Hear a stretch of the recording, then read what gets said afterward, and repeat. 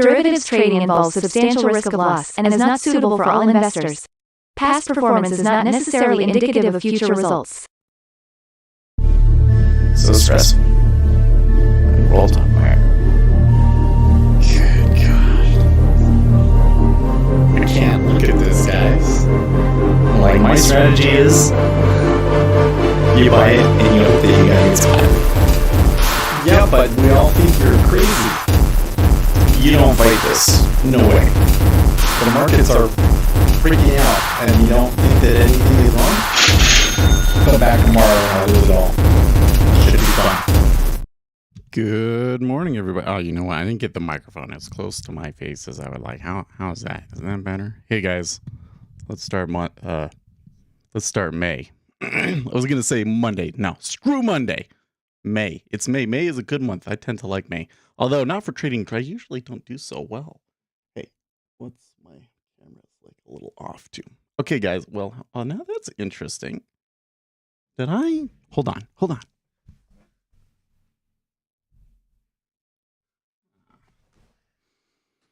I must have moved my camera accidentally because you don't typically see the monitor. Okay, well, whatever, that's fine. Hey, anyways, good morning, Octavius, to the charts, right?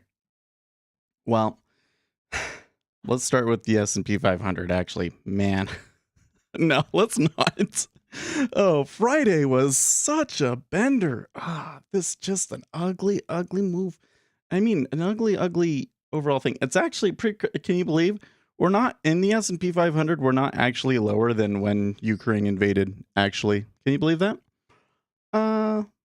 Yeah, we could maybe still go lower, but we got FOMC this week. So today is going to be a little bit of a weird day. We don't have the UK. They're on holiday.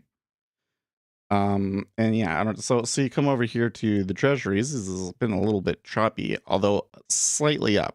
Because it's the first day of the month, typically you get a little bit of upside action, but I think that it's going to be somewhat two-wayed. Okay. And we do have some news today as well, by the way. We got oil. Oil is getting hit pretty hard this morning. Natural gas opening up higher. Gold and silver pressured again. Oh man, they just no rest for gold and silver, huh? And then we got Kappa kind of looking sad. So I think we're still seeing like global growth concerns over here from China, right? Yeah, let's come over. I think the big story. Well, okay, let's talk cryptocurrencies first because they did succumb in the end on Friday, but nothing big over the weekend. We're opening below 40K once again. One has to wonder if they don't finally go for it. Given that we got FOMC, maybe not. I don't know, but especially they come out and they're doing like 50 basis point increase and all that sort of a thing. Yeah, that probably is not going to look so good. And then we've got the dollar. The dollar continues to be the story here, I think, of being above 103.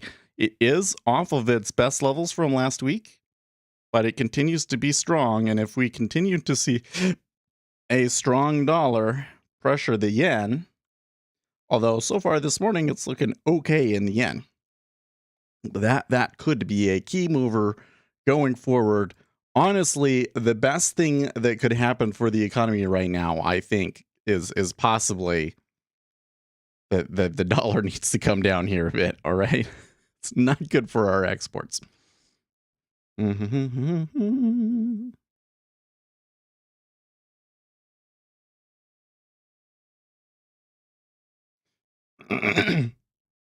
Let's see here. I'm looking at Netflix valuation over 5 years.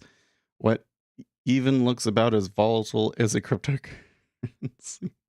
You shorted the yen today morning? Okay. I don't know. Like I don't really have any strong opinion about which way the yen is going to go. Only that the bias for the beginning of the month in the treasury is going to tend to be up, and that they tend to be correlated. So I don't know how that sorts out with your trade, but whatever. Yeah, okay. It's now definitely over 50%, says former Fed Vice Chair Roger Ferguson on the chances of a recession. It's going to be very, very tricky tightrope through 2023. I do fear a recession. I'm hoping it will be a mild one.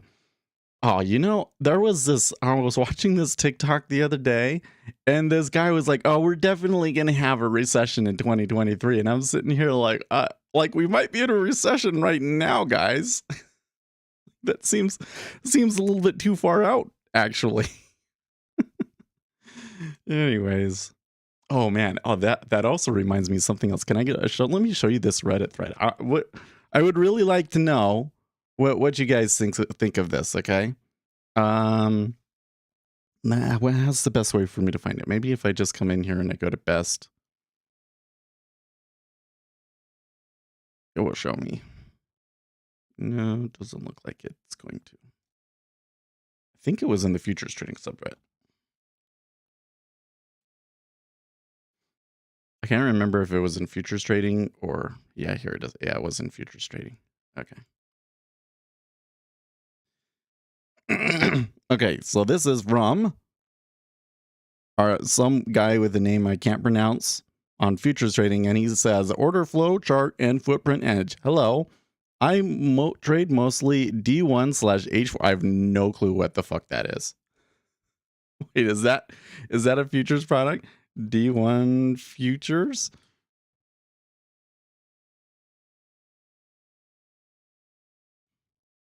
H4 futures? I don't know what that is. Anyways, I'm checking some order flow chart. I never traded that way, and I don't really understand what edge this can give me. I can see that even when delta is imbalanced on wicks or bottoms, it's never clear. One time, there are more buyers, but market drops. And the other, there are more buyers, and market goes up.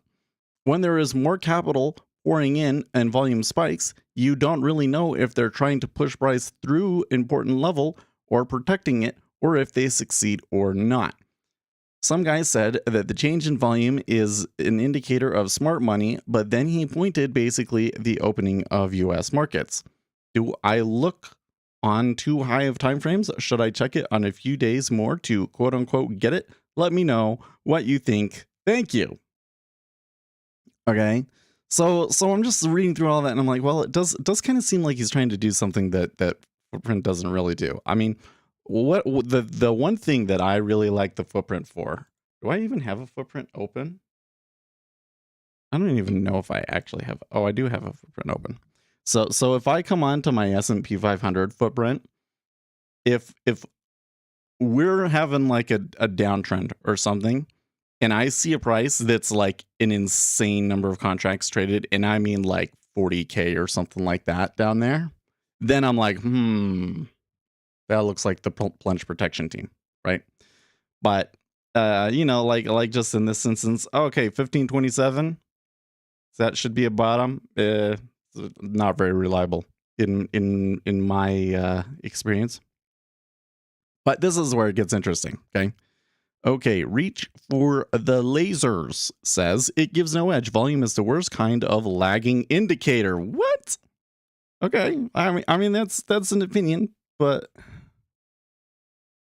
I didn't even. It's one of those things that's just like so far out of left field. It's like I'm not even sure. How do you even begin to respond to that?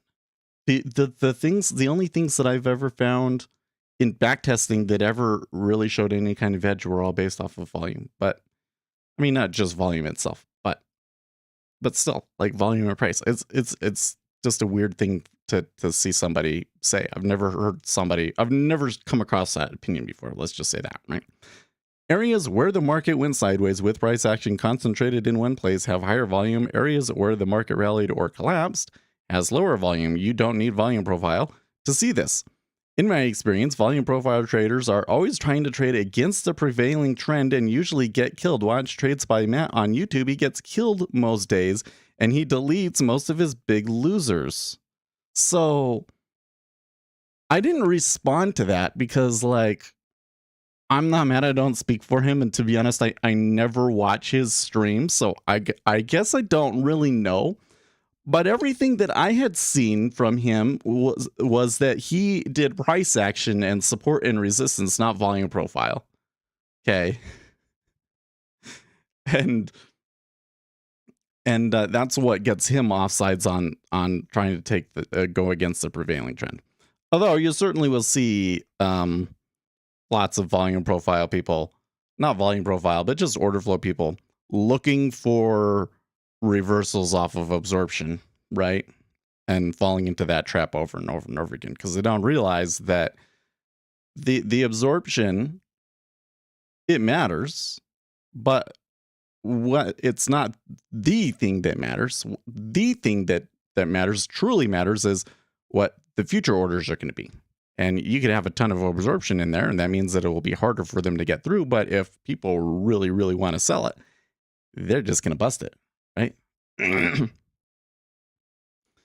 Let's see here. What do these guys say? Personally, I find volume profile or regular SR, which I assume means support resistance, useful only to demarcate potential areas of interest. Like if I see some order flow that makes me want to get long, but we are 2 ticks below resistance level, I'll probably wait for it to break the level.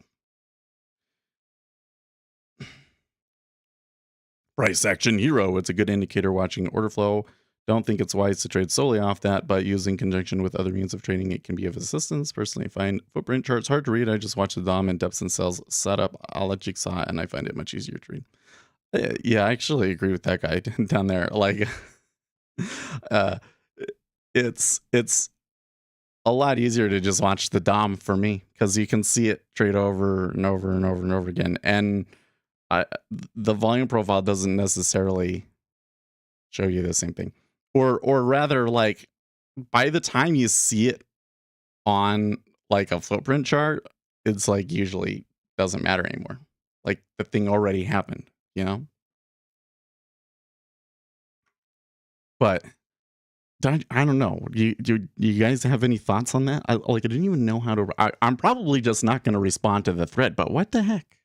What the heck?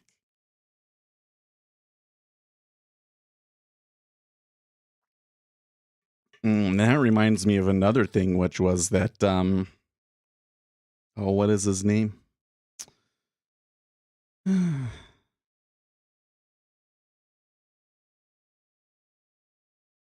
Daniel Inskeep. So Daniel Inskeep has been making trading videos for a while. Kind of his whole shtick is he tried to day trade and it didn't go very well. Which, hey, this is fine. I think that he probably did a lot better than most people do on their first few attempts. It seems like he's starting to understand the industry a little bit. Yeah, I remember he did a thing with Matt once. But this time he was trying to trade with a trading bot. And oh my gosh, guys. I couldn't watch it. I just wanted to yell at the screen so badly. I just was like, I couldn't handle it because so to his credit, he didn't think it was going to work. Okay. So he's like, why would anybody sell a trading bot if it actually worked? Why wouldn't they just trade it? Yeah, fair enough. But the creator of the robot was like pulling all of the tricks, or should we call them like the mistakes? I don't know if they were intentionally doing this to fool people, or if the creator of the robots is just incredibly naive. But they were like, oh, you have to backtest it and adjust the parameters of the robot like every week and things like this. And I'm like, so that's called curve fitting. It's like, I mean, if you do a forward test, and the forward test says that optimizing these two parameters tends to work for the week going forward, then sure, that's great. That's solid data science. But that's not what they were doing. They were just curve testing it. And then it didn't do very well that week. It's like, and then the crazy thing was that I'm pretty sure that it was like the week before things got like super crazy this last week. So it was just so classic. Oh man, they made so many. Oh, where I made a little list. Oh yeah, the other one, and this is the one that really triggered me. As they said, oh, you're using the wrong kind of bars. You need to use line break bars. Ugh. Line break bars are unreliable, folks. If you use a chart that is non-time based bars, then you could have a bar that lasts only a millisecond.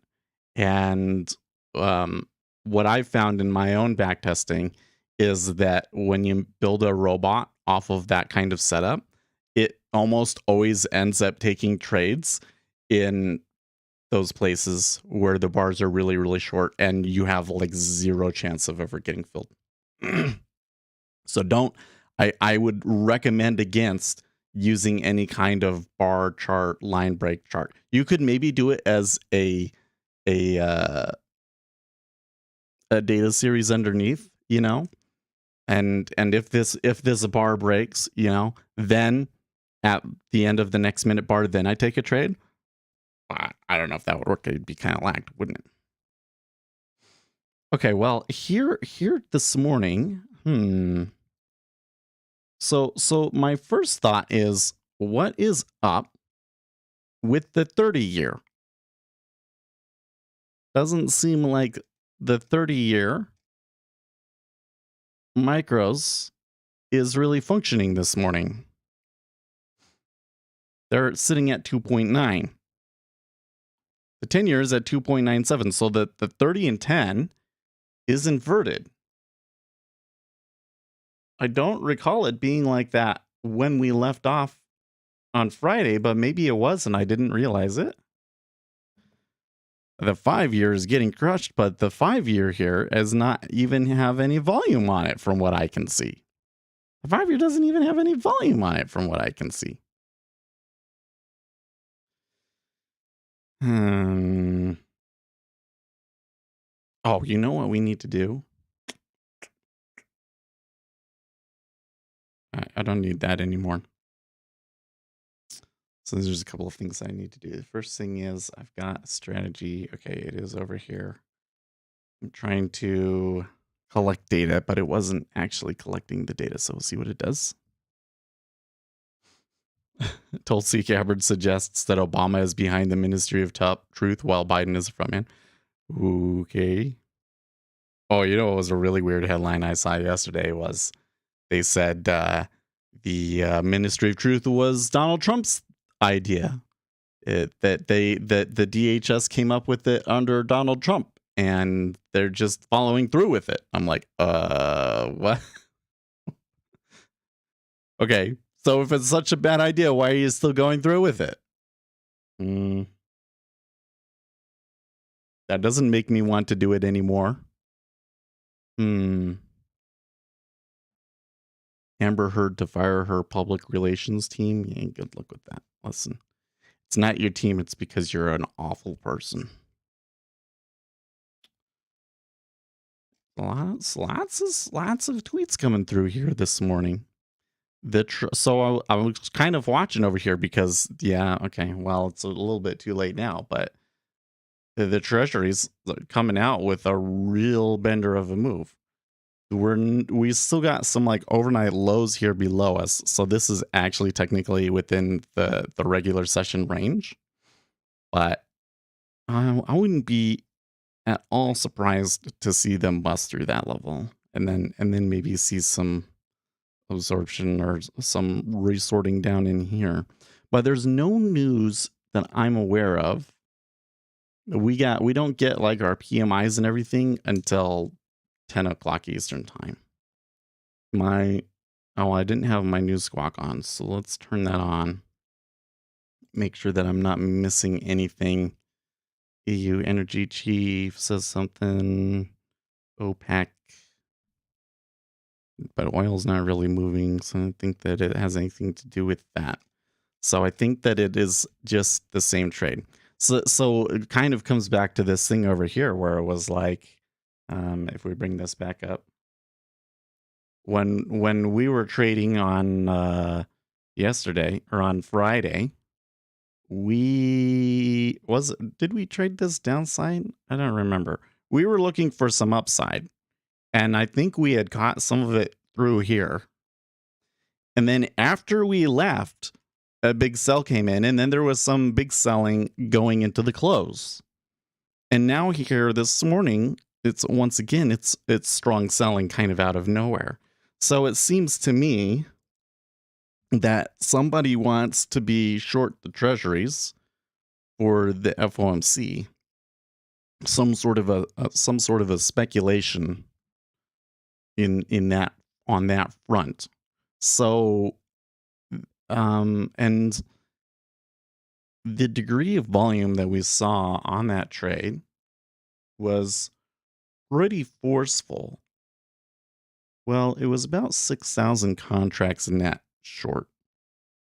And we are seeing that they left a little bit of a wake behind them. I lost a lot of money on crypto futures trading. Now I need to improve my skill, but I am very scared of trading. Says Bayaski. Well, maybe you do something not crypto. So here is the question you got to ask yourself is why crypto? What is it about crypto that I think is going to make me more money than some other instrument? So when I come here and I watch the 10-year, the main reason why I trade the 10-year micros is because it's like minimal risk. I'm like making or losing $10, right? That's the primary reason. But I've also it's very high liquidity. There tends to be more predictive signals that you can get on a higher liquidity instrument, and it's very sensitive to economic news. So I can read the news, I can look at the situation and a bunch of other things that I can read about the market and use those. So basically, in the treasury, I have a higher probability or more opportunity to take a trade that is informed, that is based on knowledge about the market that not everybody has, right? And that's why I trade the 10-year treasury. You might want to trade equities because there's a lot of noise in equities, and your trading method is maybe based more on the risk management and taking a little bit of the noise out of the market, right? So when it comes to crypto, where's your edge, right? And the big issue with cryptocurrency, it's just like the exact opposite of what I do with the treasuries, in that the way that cryptocurrencies do move on news and sentiment, but it's a very tenuous relationship. They often will go the exact opposite direction that macroeconomics suggests that they should. It really turns into, it doesn't matter what happens, it's always a buy in Bitcoin sort of a thing, right? And then on top of that, you can just get this huge crazy move well before any kind of news hits from a whale selling or whatever in Bitcoin that will just absolutely decimate you. So the possibility of a really big excursion against you is super high in Bitcoin, and that makes it incredibly difficult to trade. You notice, I mean, if you just look at the way that the chart works, when those moves come in, it's all of the market makers just get out of the way because you can just lose too much money from it. It really kind of shows you when you look at it, the way that the Bitcoin market is structured, it makes it not reliable as a currency. It's kind of funny. They say, well, Bitcoin will become more stable over time. It hasn't, and it won't, because the price will only go higher, which will mean that a 1% change will just only be more money to you trying to scalp, right? So unless they start making these instruments that are, half a coin or whatever the deal is. So if you're having trouble trading, well, first of all, don't feel bad because 95% of traders lose. And even if you have when we have a lot of information on this channel that I think can save you years of work and can help put you out on the right path. But even with all of that, the majority of day traders are likely to lose. So you shouldn't feel bad that you lost some money on it. And you shouldn't be surprised that you lost some money on cryptocurrencies, but you might want to think about just trading a smaller, less volatile and lower risk market. Yeah. Yeah, I'm seeing a lot of stuff on Twitter at the moment about how Amber Heard fires her PR team ahead of her testimony this week. So she is going to testify this week. That's going to be a zoo. Well, so there is definitely some degree of liquidity hole at 22.5. They appear to be not stopping. Like the person that is doing this trade seems to be a different player from who we're usually dealing with. The timing of their move is different. The way that they're going through it with the volume and everything is different.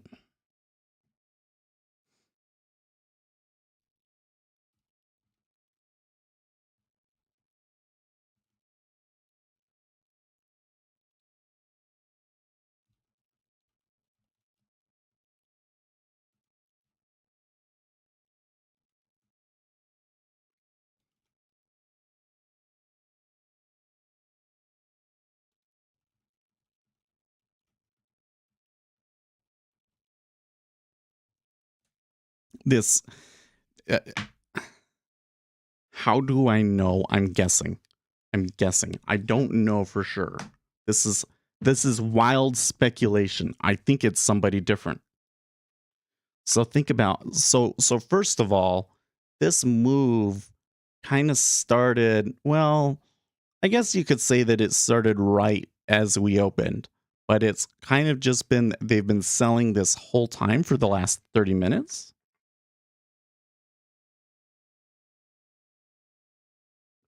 It could be some very key flow. There's probably a lot that we could learn that could help us tactically if we know who it is, right? so let's just go on a limb and say that it's a hedge fund. Okay?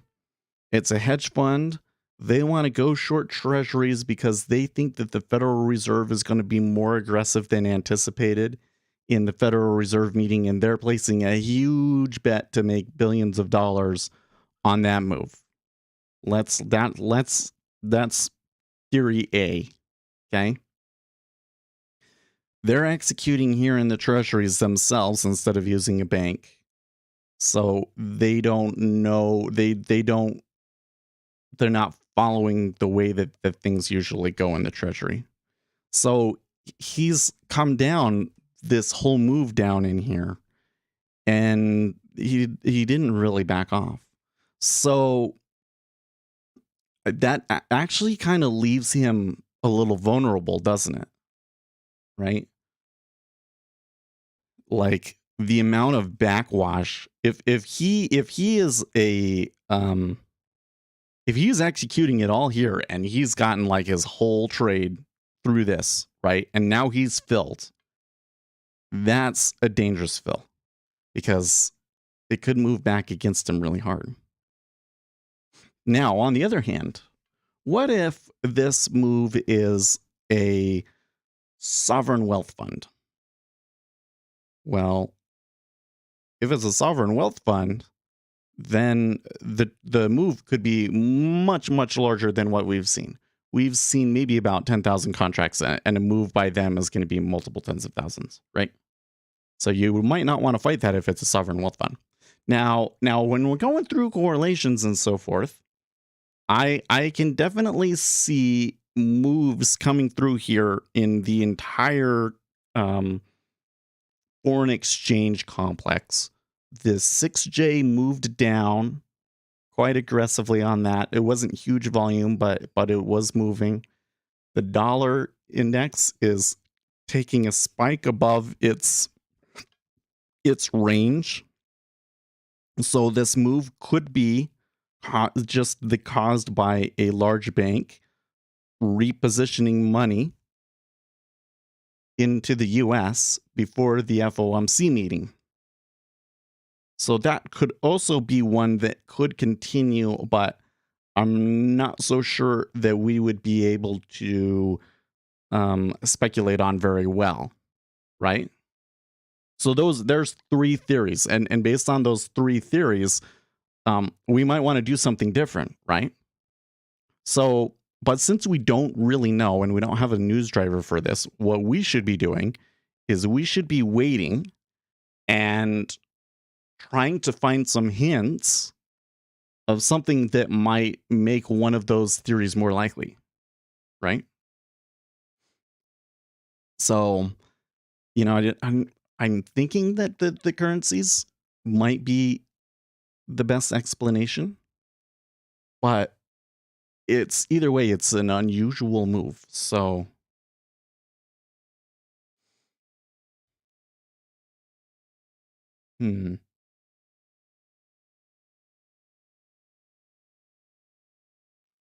let's see here. So we got some bid MBOs coming in, Zien, says Octavius. You talking about the ones at 21 and 21.5 that traded through? Well, there was 8K there. See that?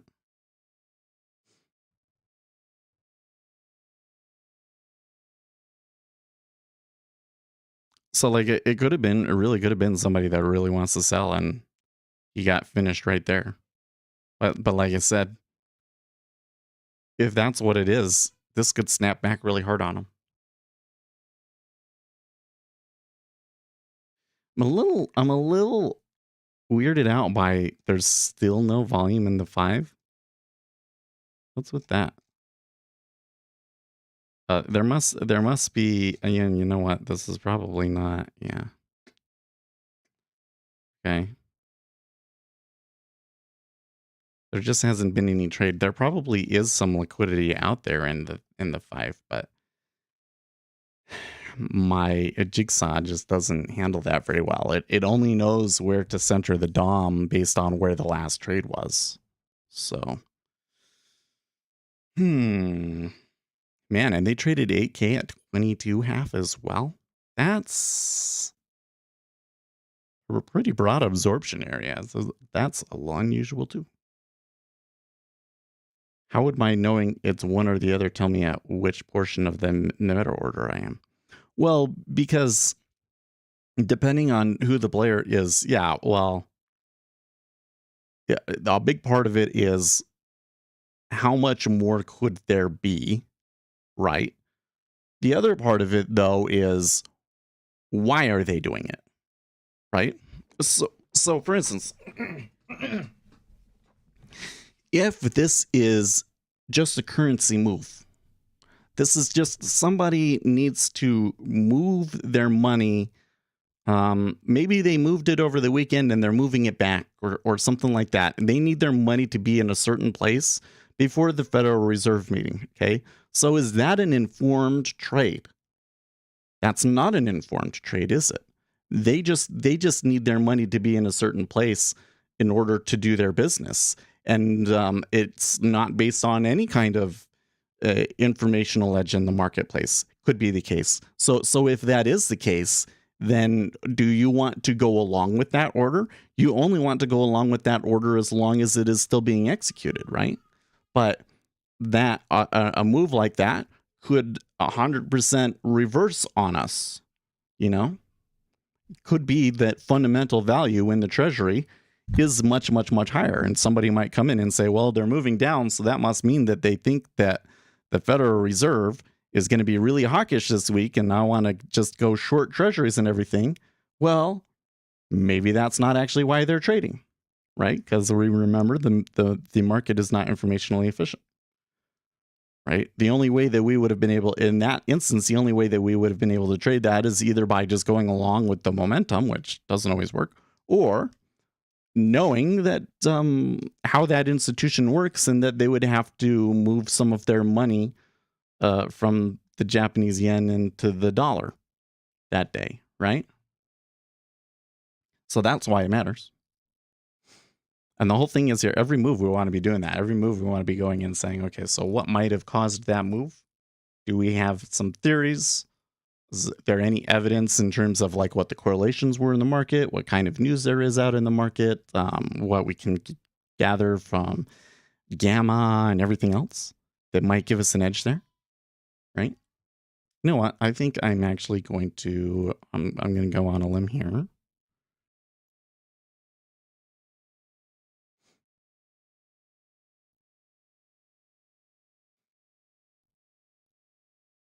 Because the way that that traded is a little suspicious.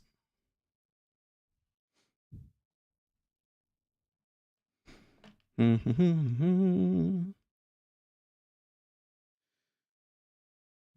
there is definitely some backwash in the 10-year here, right? We got to be careful though. You don't want to give this too much room, right?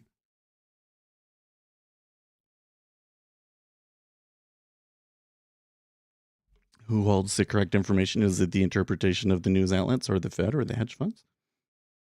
Well, it's not about who holds the correct information, NASDAQ killer, right? It's about what causes more orders, right? Generally speaking, it's going to be the news outlets. The news outlets are going to result in more orders, generally speaking. Although, when the Fed is speaking, that's all anybody's paying attention to, right?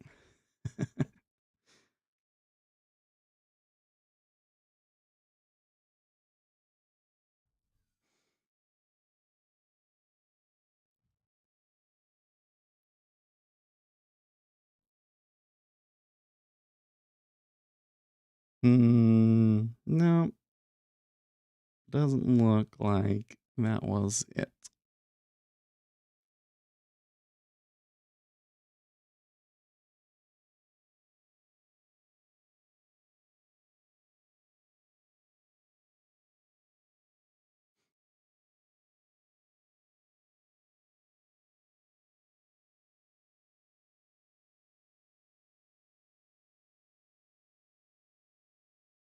Although this might be another good example. They let it come back and then the more orders coming in. That is curious.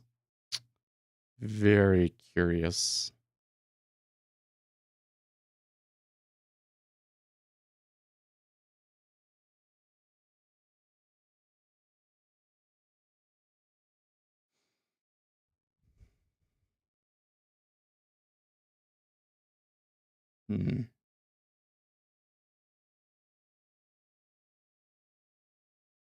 Well, there's definitely some weakness in the liquidity in this whole area between 21 and 22.5.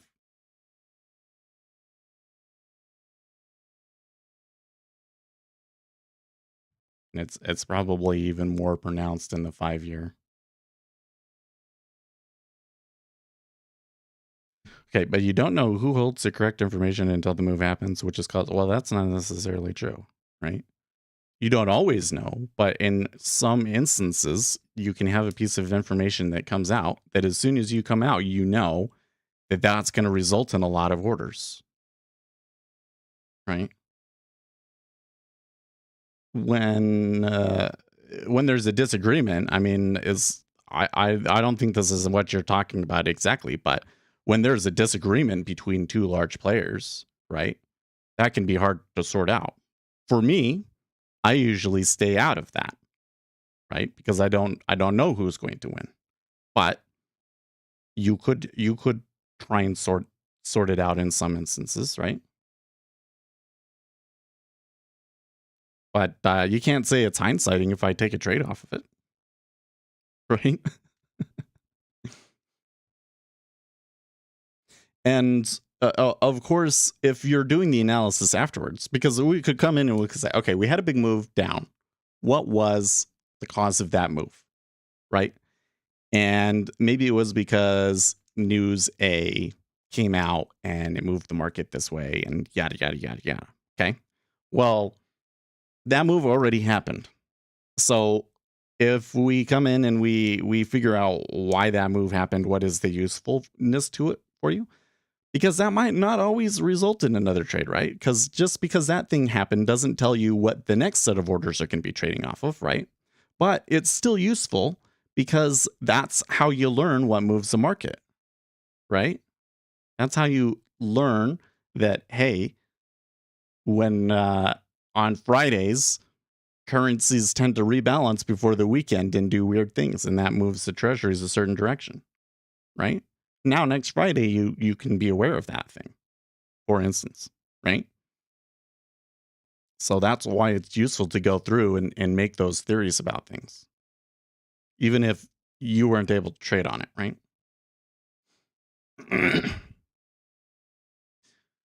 Well, for the time being, you are getting these uh, pretty wild zigzags down here at the bottom in the treasury. The S&P 500 uh, for the moment is looking like they want to buy. Gold is getting absolutely hammered. Gold is down on my market analyzer. It says gold is down 2.71%.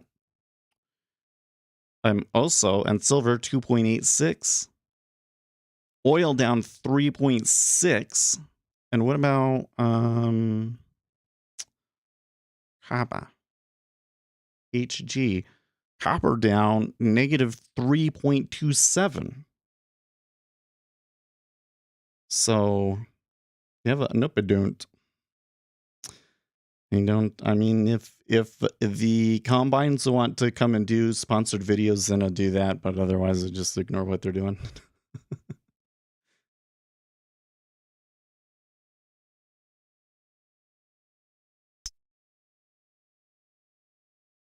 Okay.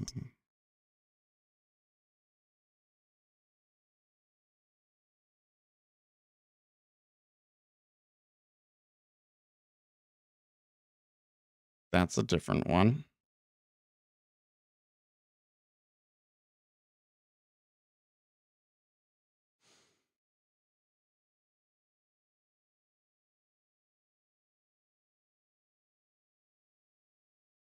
Oh, where is it?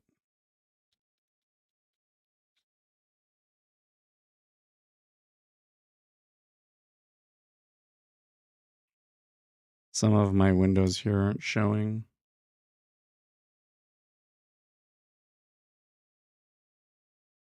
Because I heard the click, but it didn't tell me where. I don't see the window. I want to see the orders. I want to see exactly what happened there.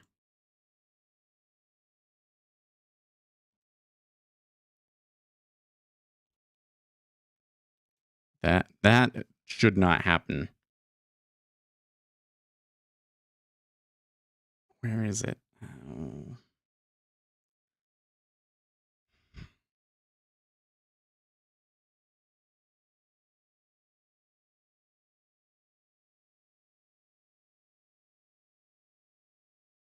Oh, it's over here. Found it. Okay.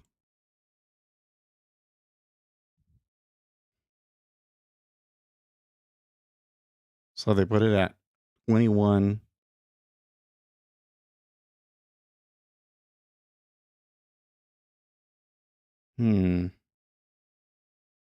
Oh, that's curious. So I actually got the updates a little bit out of order, but it looks like they put it on at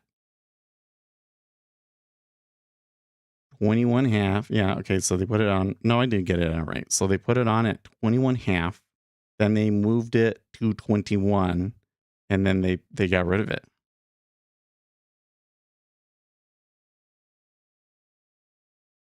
And now we're up. Was that just intended to try and attract some selling orders?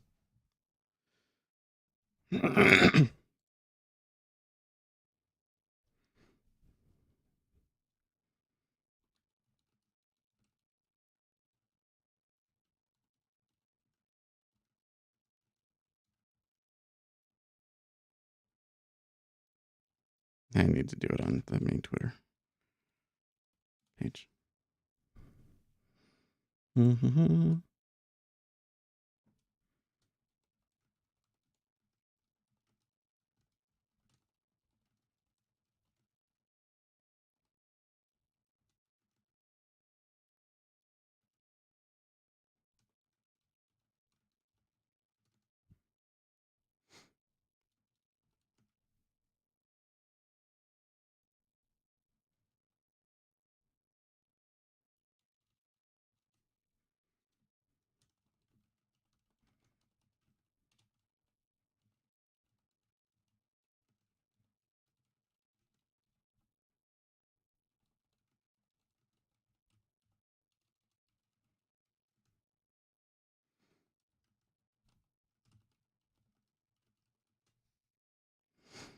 That really seems like a machine learning, or well, not a machine learning, but some sort of an algo doing something, because they put it on and then moved it within milliseconds, right?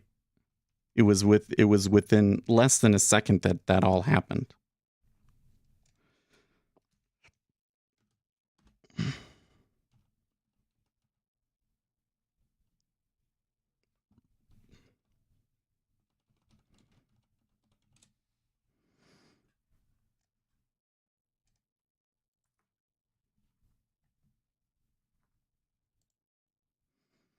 I'm gonna tag the CFTC on it too.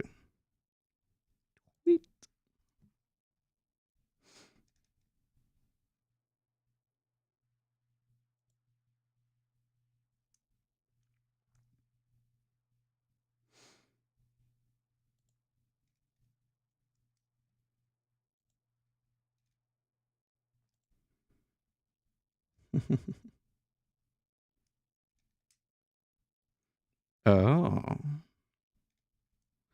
Oh.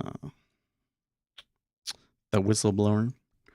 I like to see what they do. That's all. That one I don't think. Well, who knows? Do you think that is illegal activity? Could be. Could be considered illegal activity for sure, yeah.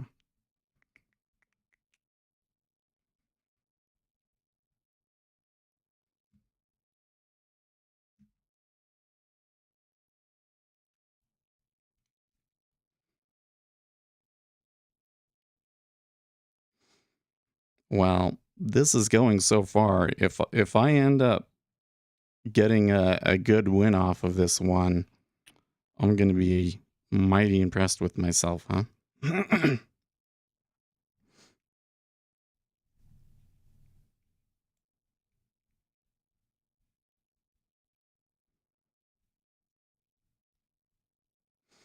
We're in a traffic jam. Could be. I'm wondering though if someone wasn't like, I don't know how to put it.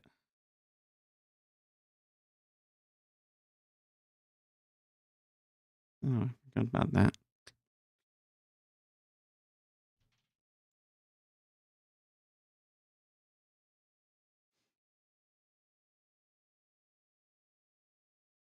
Oh, the baby is unhappy because they're back home. Okay, let's see here. Oh, that's interesting. So for some reason, when I put this strategy on here, it's not giving me the market depth events. You get a few error exporting data file, but I think that it's okay. The S&P 500 is looking happy. I should have taken it over. Well, you know, I was more focused on what was going on over here, but yeah, I suppose, you know, okay, we'll do that. Okay. Dude, on Friday, I forgot to say, on Friday, I decided to take a short just to be like, keep track of it. Because there was 41, I think it was 4270, I think it was kind of like the big options level that people were watching. And we're like at 4230. So I'm like, okay, well, it's looking pretty aggressively short. Let's take one and go with it.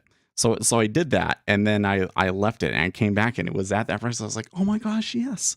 Well, I had like a take profit somewhere along the way, and I actually put more orders on the take profit than I was supposed to. And so it actually ended up going long and then losing almost as much as it had made from the before. I was so pissed because otherwise it was like this insane winner. So yeah, the S&P 500 is just, there's always, doesn't matter what I'm doing over there, it just always does something weird. It always does something interesting, let's say. Okay, well, so that looks pretty balanced here now.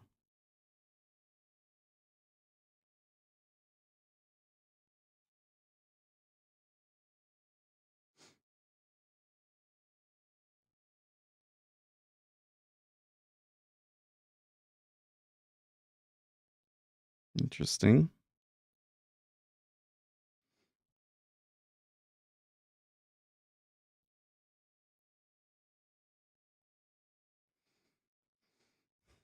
I think you're right, Octavius, about it being a traffic jam. I mean, I thought that this was going to be like a liquidity hole, you could say, but I was thinking that somebody else would come in and take advantage of it, but I don't think that that's coming through. You can see that like there is definitely like a tendency for it to fall back into the backwash, but they weren't necessarily willing to like push it there, were they?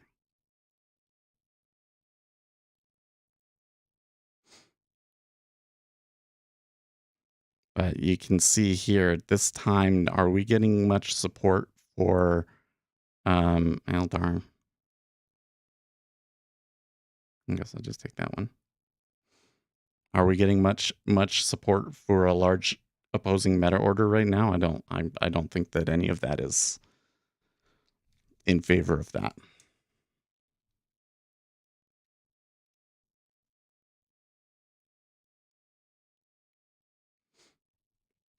Doesn't necessarily mean I want to go long either.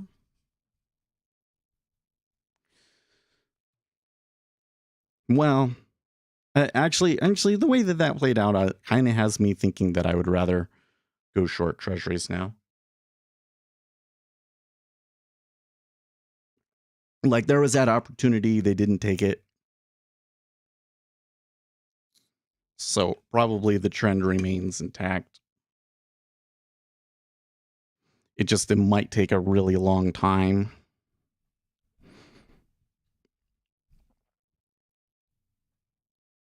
$7.19. Well, we do tend to get some movement off of the E-mini.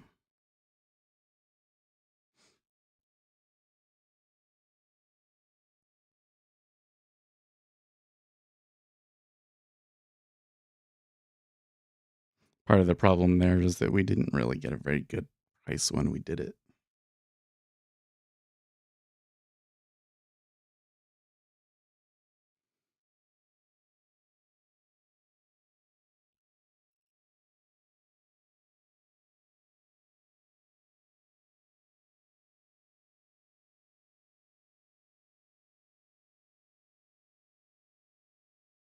We seem to be leaning on this price here. What's with that?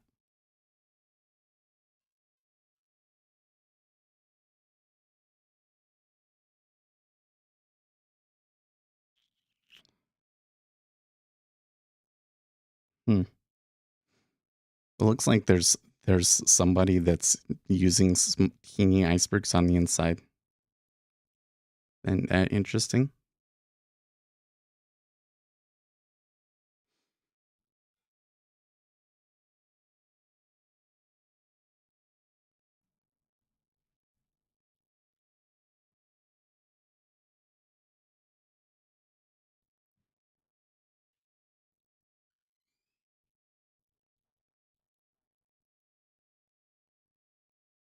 Hmm.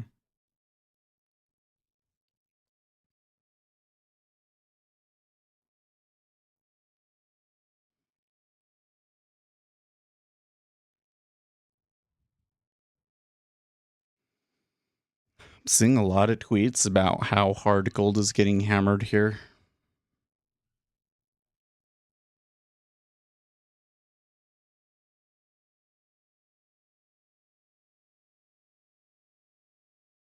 Hmm.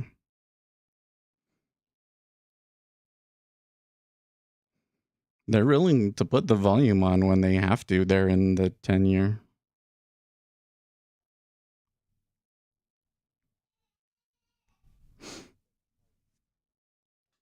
Like, I don't know why you would have sold 1,500 there.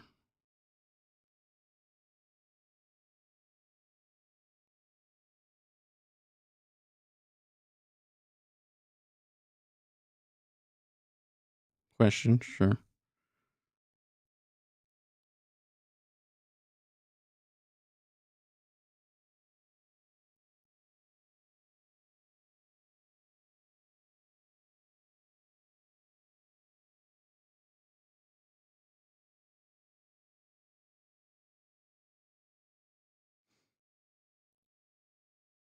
It's going to be really weird to see the 10-year at 3 and the 30-year still several ticks off from that.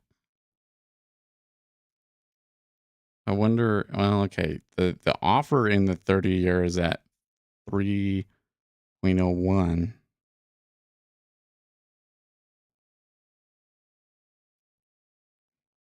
This is definitely weird.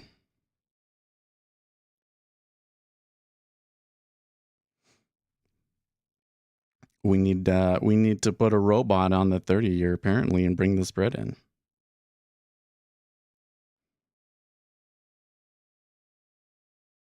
Why is it that similar volume moves price more in low average volume environment than in a high average volume environment?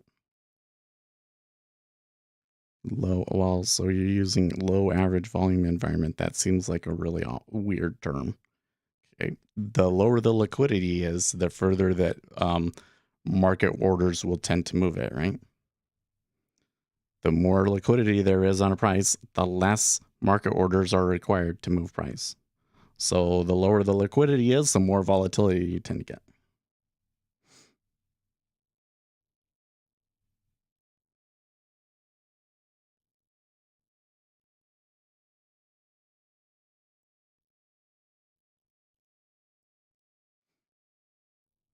And it can go many different ways, right? Because you could have a situation where liquidity is quite light, but the overall volume is incredibly high, and you get really huge swings.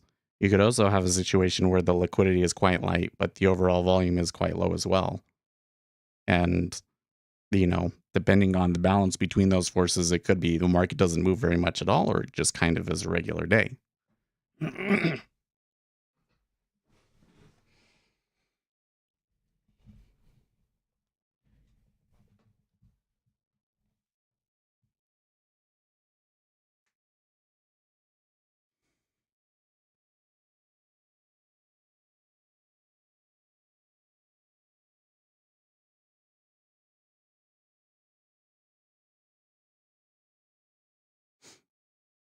Well, the 30-year is starting to push lower a little bit more aggressively. Well, they washed back a little bit further than the others as well, though. I've seen people on stream move Bitcoin's price on weekends with low volume. Yeah, I bet it probably doesn't.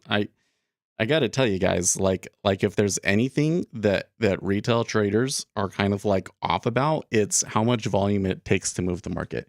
It is way less than people think it is.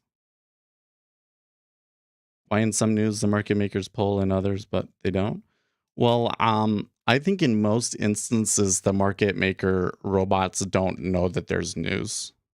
They're only reacting to the volume. So it could just be that the news didn't trigger their thresholds, right? There's been these studies about when there's a move though.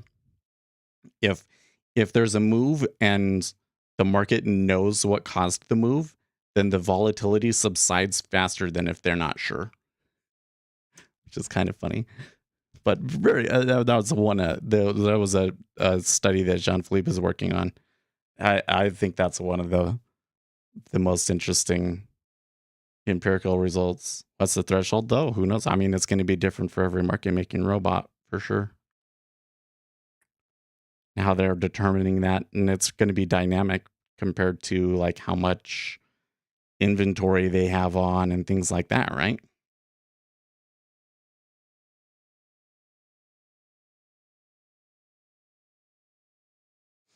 Wow, Goldman Sachs Group said its traders cracked the 100 million mark at least once every other day in the first quarter, offering another glimpse into an extraordinary run through markets disrupted by war and unpredictable central bank actions. I bet. I mean, that is one of the nice things about the robots, though, is that they can do work for you, right? I don't necessarily need to know what that well, I mean, I would love to know what that threshold is so I can trade it. But at the same time, I can also come in here and see that like, okay, the robot was concerned enough about that move that it decided to puke its inventory or it decided to pull its prices and so forth, right? And then if I can watch it with the correlations and everything, you can get a pretty good idea of what's going on.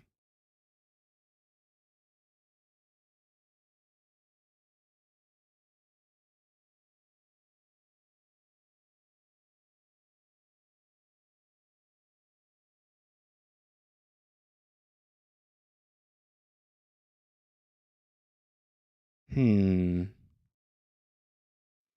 Okay. Well, the 10-year fell down to the lows there a little easily.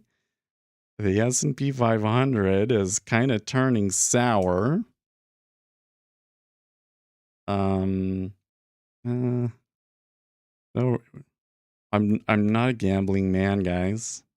I'm going to keep that one in the ES on, but just warning you, it might turn ugly again over here.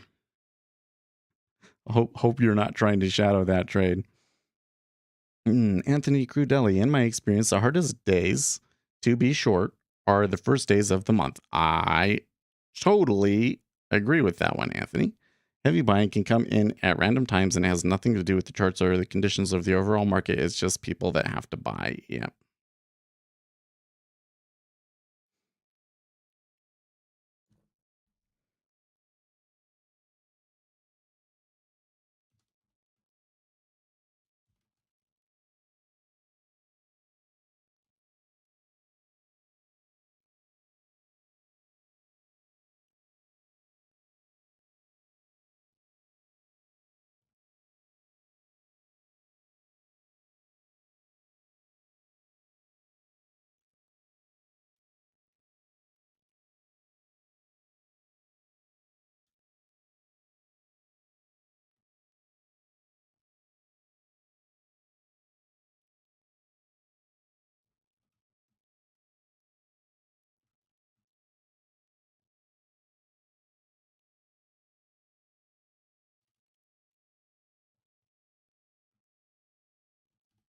Okay. Well, we got they went for it. They're on the open for sure. So what do you think that means?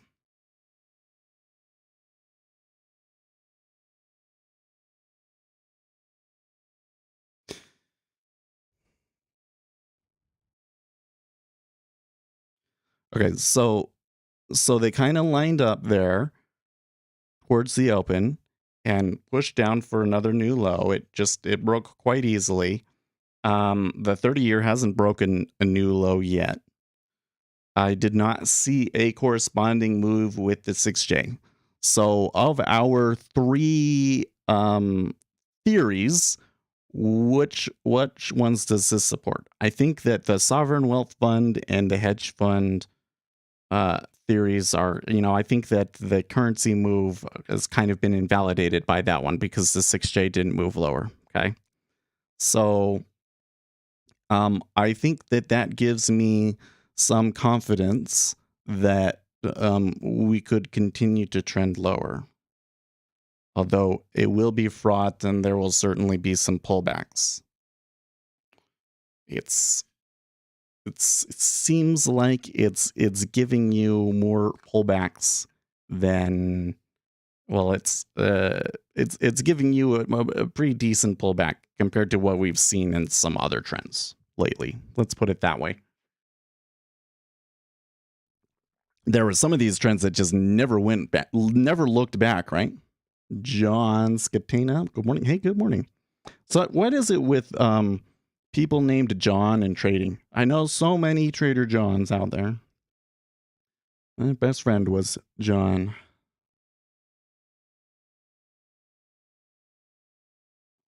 Let's not call him my best friend. Let's call him my mentor. My mentor was named John.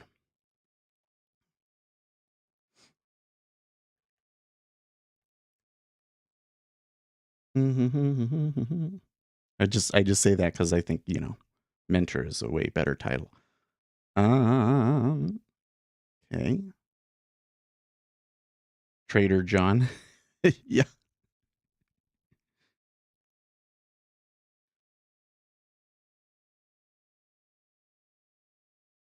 Well, good morning, Oceanic. How you doing?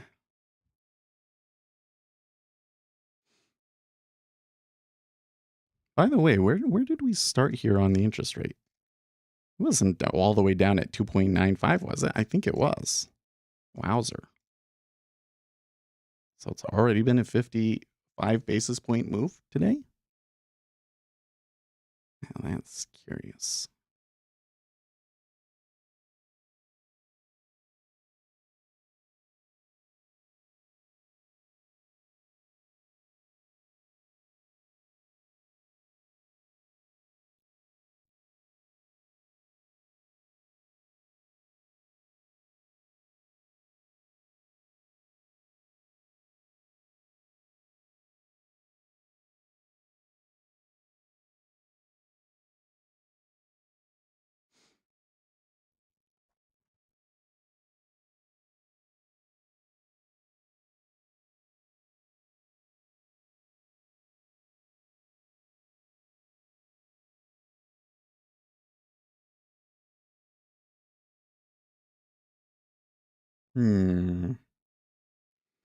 Okay, so I think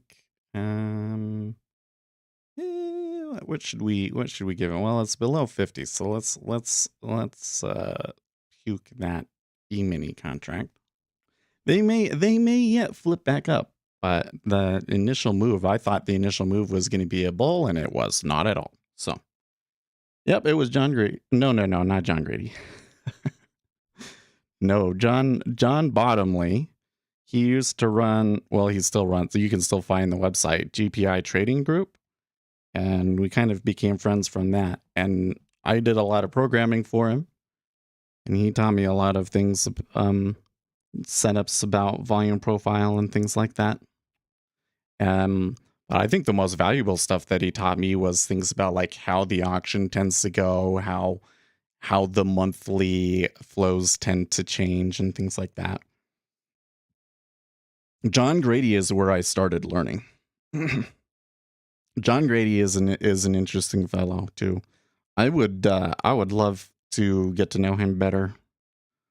I'm really interested in how he trades, how he does, from time. I've seen like some snippets from his webinars and stuff, but I'd really like to know how he does from over the whole year. Not because I'm like, oh, I don't think he's making money or anything like that. I mean, it wouldn't surprise me if there are years where he's losing money, but I'm more interested in like what kind of market did he do well in and not do well in, and how much uh what sort of pieces of context is he paying attention to more and stuff like that, you know? Because something that I see over and over again in the market is there's these guys and they'll know this one niche thing really well. Like John Grady is about reading the Dom really well, and he's super niche about it. Like as far as I can tell, that's his main focus of trading. And he's probably not out there reading research studies about quantitative finance, right? But there's a lot of stuff in those areas of research that would be really interesting, and I'm the one that kind of is able to put the pieces together. You get what I mean? I'm not necessarily the top expert on this thing, but at least in the retail space, nobody else has a broad enough coverage understanding of those pieces to be able to piece the context together, especially when it comes to like the societal like consequences of some of these things, you know? I think I visited a trading room he moderated many, many years ago. Big order flow fan tried to get in on a tick. You talking about John Grady? Yeah, when John Bottomley was trading his largest, he was very much trading volume profile stuff. Although the way that he traded volume profile was very different from anything else I had ever seen. He really paid attention to those single prints. That was probably the best thing I learned from him as a single print man. When you're having a move, then it's retracing like some other move. When you get to those points where the single prints start and stop, weird stuff happens, man. I haven't been able to piece together a truly consistent strategy based on it, but it's definitely a price level that the market seems to care about. Man, they're just going some more. We're still not seeing the 6J come along with it.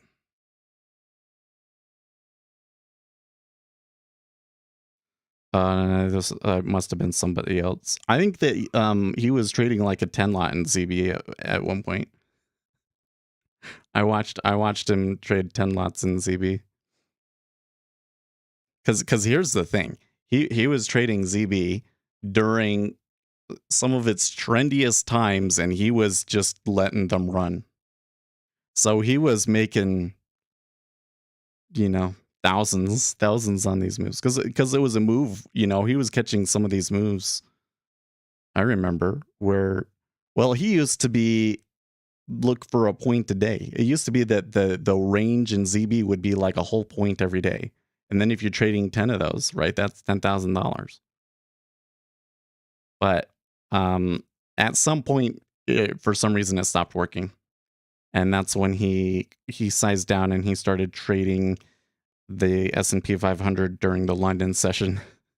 Not that he was in London, but he lived around Ontario, but he was having some success with that.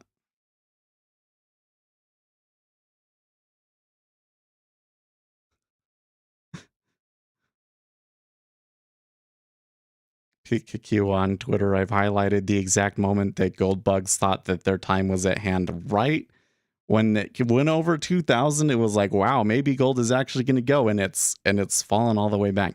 It is just so interesting how gold continues to struggle and have a hard time catching a bid. And here today, they were selling off even before the interest rates started spiking. So, isn't that interesting?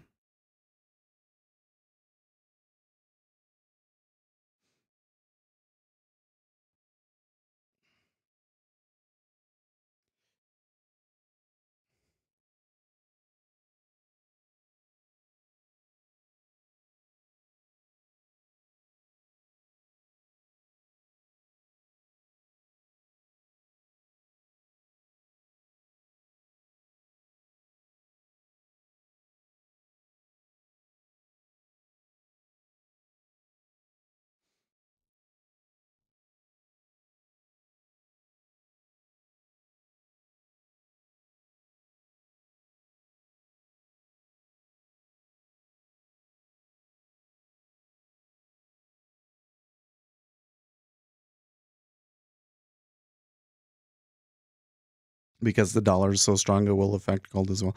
Yeah, and the dollar did take a jump up here as well today, didn't it? Although the move in the dollar doesn't seem to be as extreme as what's going on here in rates. I really think that in rates, somebody is just placing a big bet on interest rates rising further. I'm wondering if they're trying to push the 10-year up into like the 3. I mean, there's some people that think that, well, not some people, how do I say this? There was some research, right, that was suggesting that the 10-year could get as high as 4%. So, in the situation where the economy is not so bad, but we're still concerned about inflation, 4% is possible. Although I really think that while the 10-year could get to 4%, I think that getting the federal funds rate to 4% would be, yeah, I think that the market would probably break before that ever happened.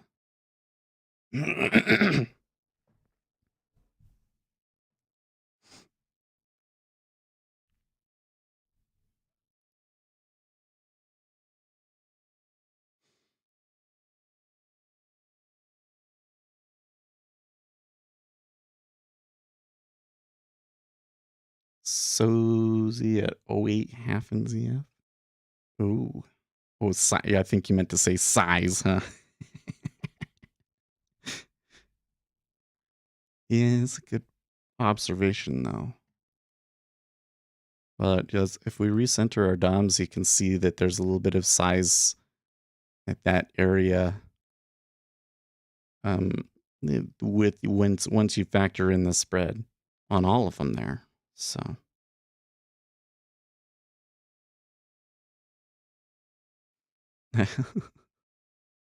Plunge Protection Team on Twitter. What is this guy? Games Blazer 06 gold plummeting memo to the New World Order. The dollar and the Federal Reserve will always be your daddy, right? Listen, I own a little bit of silver, but they're right. Like the one overarching theme that I've seen throughout all of my experience with the trading community is that the trading community is always like, we're ruining our currency and cash is trash and yada yada yada yada yada, and then the dollar always wins. It always wins. I don't think it's wise, generally speaking, to trade against the government. I mean, maybe if it's the government in China and you could maybe work things out in between that battle. That was a mess. We didn't do very well during that time when that was happening. No, I think that if you came in and you said, what would be the thing here in the market right now that would be the best for the dollar and the U.S. government in general, and just went along with that, you'd probably do okay. Okay, so we are getting a little bit of a wow. Okay, so the 5-year like snapped back there real hard.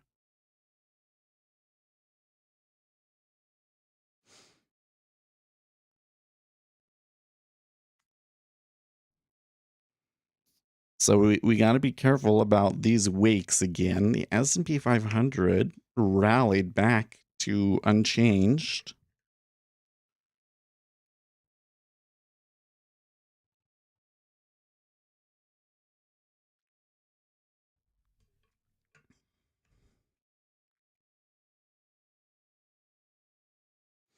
Well, if they're going to go for that size below us, and I think that they may, but I think it's going to take a little bit, huh?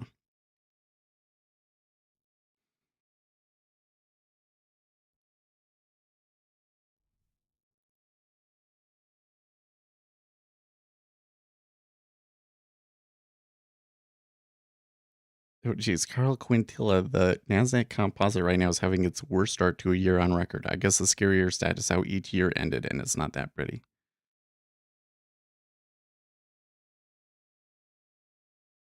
Yeah, So some of these years were like down 30%.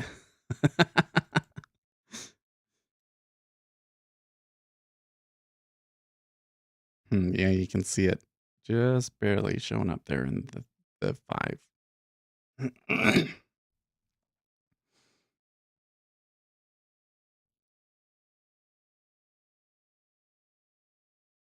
Yeah. Oh, that's interesting. Jake Tapper quotes 1982 Reagan has opposed the pipeline project, contending that it would make Europe dangerously dependent on Soviet energy supplies and that it would provide the Kremlin with much needed hard currency that could be spent on extra weaponry. So even Reagan was dealing with this issue that we're seeing here in with Russia, huh?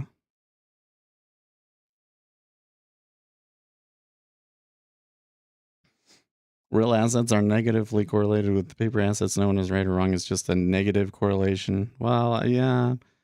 I can only think of one time in my memory where gold actually like worked, right? And like the whole thing is that you get all of these people that saying that gold is going to win, that the dollar is going to go down and gold is going to win, and then it always does the opposite. Or you get these situations where like now is a great example, right? Peter Schiff is in particular, and all these guys are like, yep, inflation's coming and it's going to destroy the dollar, and then the dollar is going to lose its position as the world's top currency, right? And what happened? Well, first of all, the market didn't really ever believe it was going to happen and kind of had to get pulled into, okay, maybe inflation is a thing. But then even after inflation was a thing, dollar is at, highs. It's above 100, right? I mean, there's reasons for that. So it's all relative speaking for currencies, right? But the dollar just continues to win, man. And then there was these times where the dollar was weak or at least going down, and the S&P 500 was great, and it was great for the countries. It's just like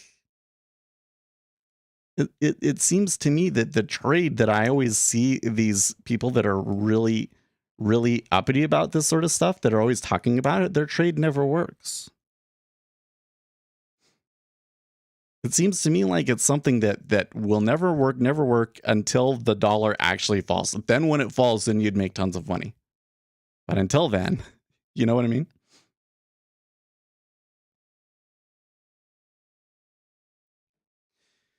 Well, the 10-year did take some new lows there pretty easily. So this thing continues to just be like the buyers are just like jumping out of the way and nobody really wants to hold it.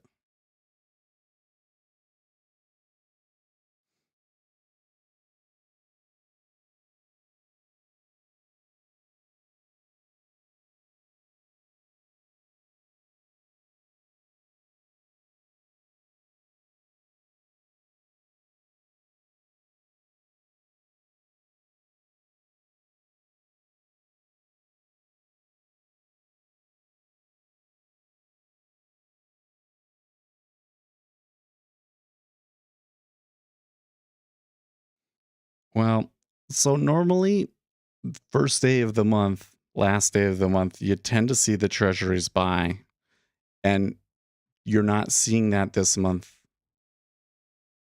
So this is a very interesting setup we've had.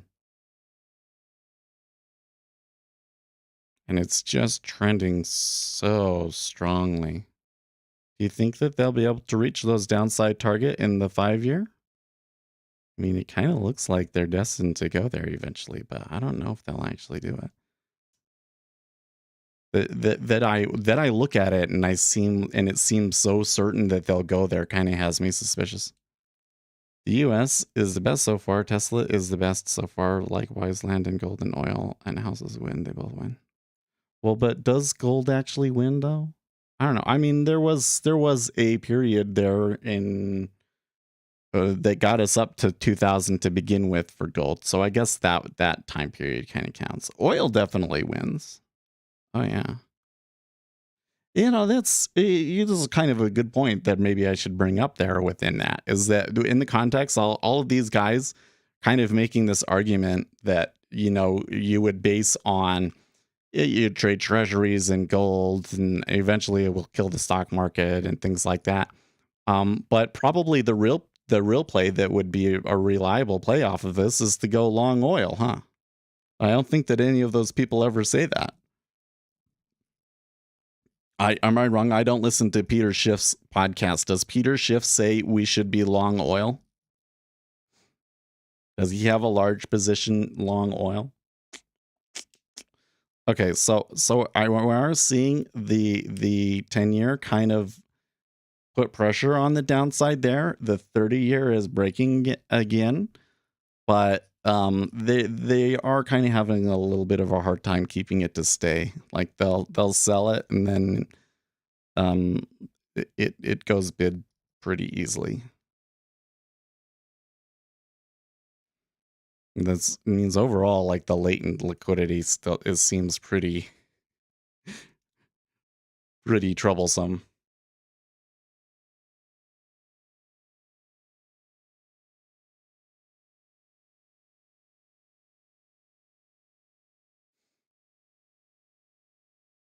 Tesla needs more time to file a regular disclosure ahead of its annual shareholders meeting, pushing back a potential detailing of plans for issuing new shares and possible stock split. Well, that's not helpful. Not helpful if you're long Tesla, at least.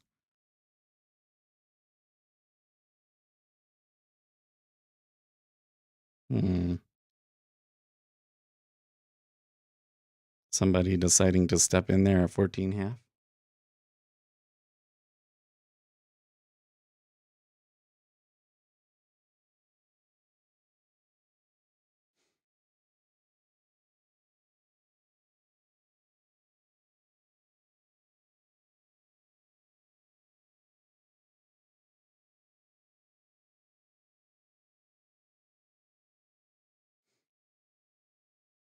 Why do you think oil and gold are not positively correlated?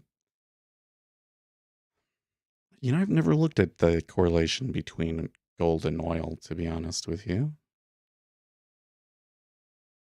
I think at times they would be when inflation is the concern, but I think that they're probably not too closely correlated, largely because their supply and demand are not really all that correlated. You know, like how much supply there is in oil is very much a function of investment being put into the oil market.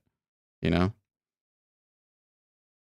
how much demand comes into the oil market is largely a function of how good the economy is doing.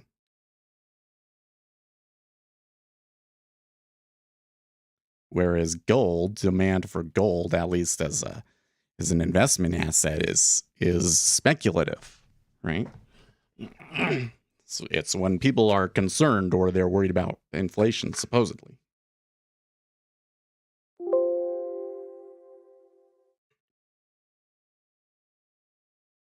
Well, there's my data connection reset. You have to have at least one of those every day, right?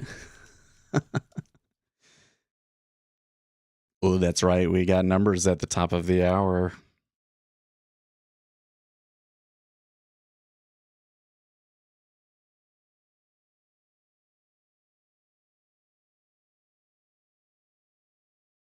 Well, I think I'm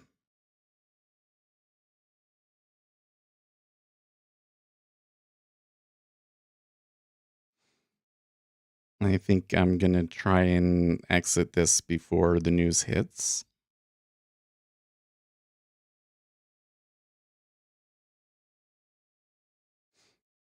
hmm Nobody wants to hit it, huh?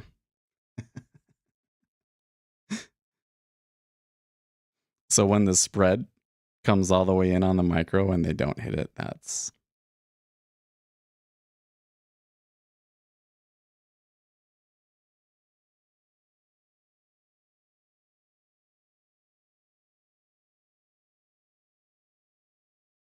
there you go.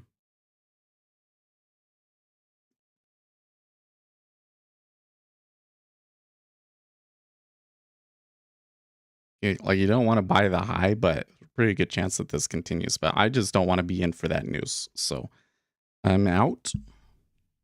I hope it doesn't go like $50 more. It could flip around, right? These numbers could be like really bad. Well, so we got US ISM manufacturing PMI. We're expecting a reading of 57.6. There's also going to be like prices paid, which we're looking for 87.4. That's going to be an important number. Note that there are some bill auctions later today. I was doing some research over the weekend. I forgot that the bills don't pay a coupon. So I guess because they're only 3 months, that wouldn't make sense that you pay a coupon. But no, you just buy them at a discount.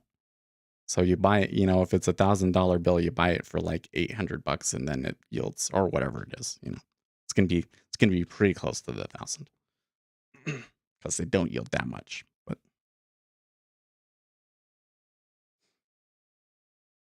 oil is getting scarce. Yeah, well, I'm sure that. Well, look, there are a lot of oil sources. There's more than enough oil sources in the world to handle the demands out there, except for that it's not all developed, right? And the issue that we're having right now is that during the pandemic, countries basically stopped that oil exploration and development. And I guess there was kind of a feeling among policymakers that when the economy recovered, that it would be rebuilt as a green economy, and it didn't turn out that way. So that's kind of why we got the current problem.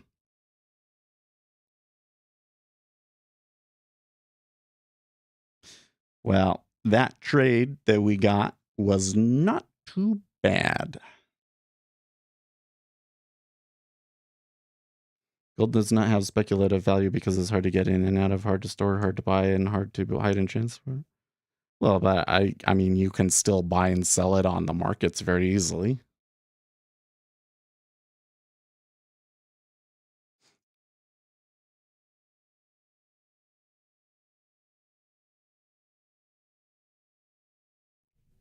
Got 30 seconds here.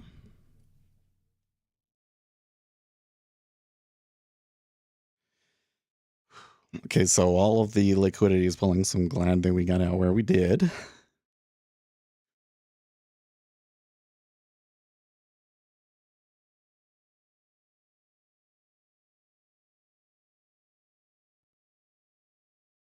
Normally for this piece of news, it's not that dramatic of a mover, but the market seems to care about it more these days. Ooh, yeah, that was good. Okay, so it is lower than expected, 55.4 versus 57.6. And prices paid was less than expected at 84.6 versus 87.4. So the S&P 500 is selling off on this because it is bad for the economy. And the treasuries are backing off because they're saying this is maybe not as well, maybe the Federal Reserve will not be as aggressive. Yeah. Pretty clear knee-jerk reaction to that news. What about construction spending? Oh, construction spending was 0.1 versus 0.8 before. So this is not good. Employment index 50.9 versus expected 55. So this is just a miss across the board. Not very good read on the economy here. Not at all. No. So, do we trade this one? With the way that we moved down here, this could definitely cause the treasuries to flip. I'm a little weary about making the bet that we're going to float all the way back up to here, to the opening prices. The trend was definitely down. But I made basically $30 today. I think that that's just fine. Oh, there's a big order there at 18 and they just gobbled that right up.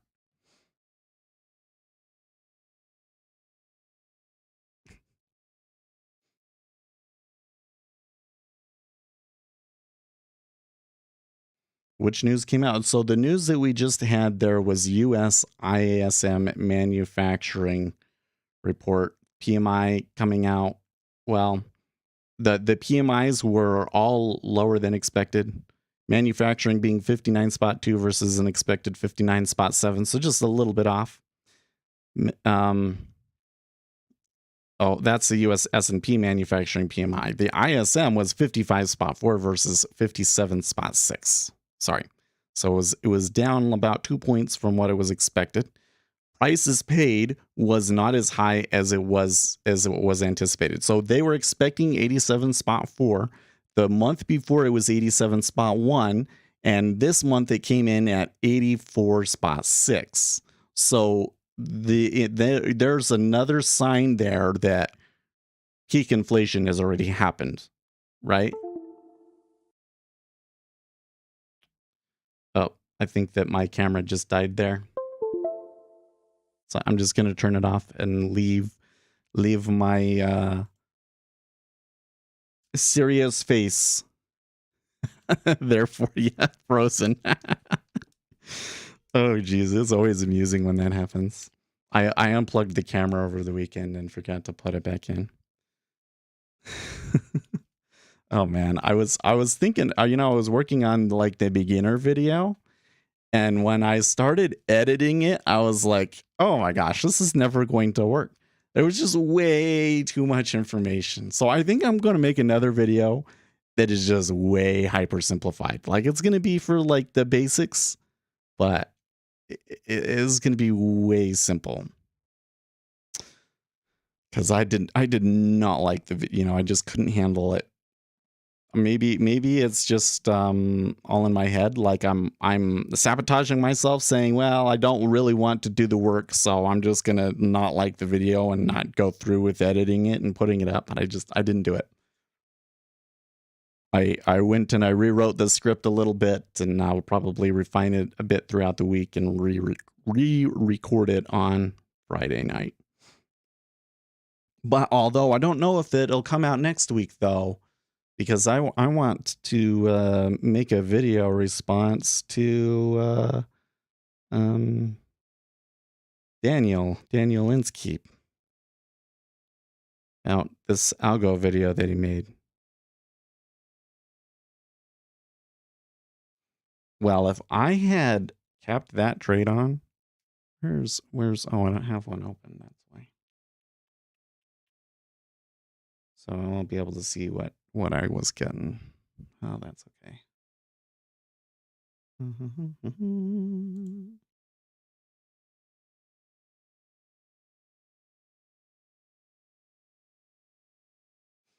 Okay. I got, oh, it doesn't tell me. Oh, 2.988. Okay, so I got in down here. So yeah. If I had kept that on, I would have lost almost all of the gains. That's some risk management for you there, right? Could have reversed that. As soon as I saw that initial move off of it, I could have hit into it and made another $20. It wouldn't have been bad. I'm actually still kind of thinking, hey, maybe it's worth going long here. I don't know. It would not. Well, this is a tough one. The thing is always how many orders are going to come in, right? So that news was definitely a change. Is it enough to take them back to the high? I think I would put it within the realm of possibility, but I'm not willing to. Oh, geez, why did I? That could have been really bad. Oh no, okay, We're fine. We're fine. I was like, does this have the wrong account on it? No. Okay, we're fine.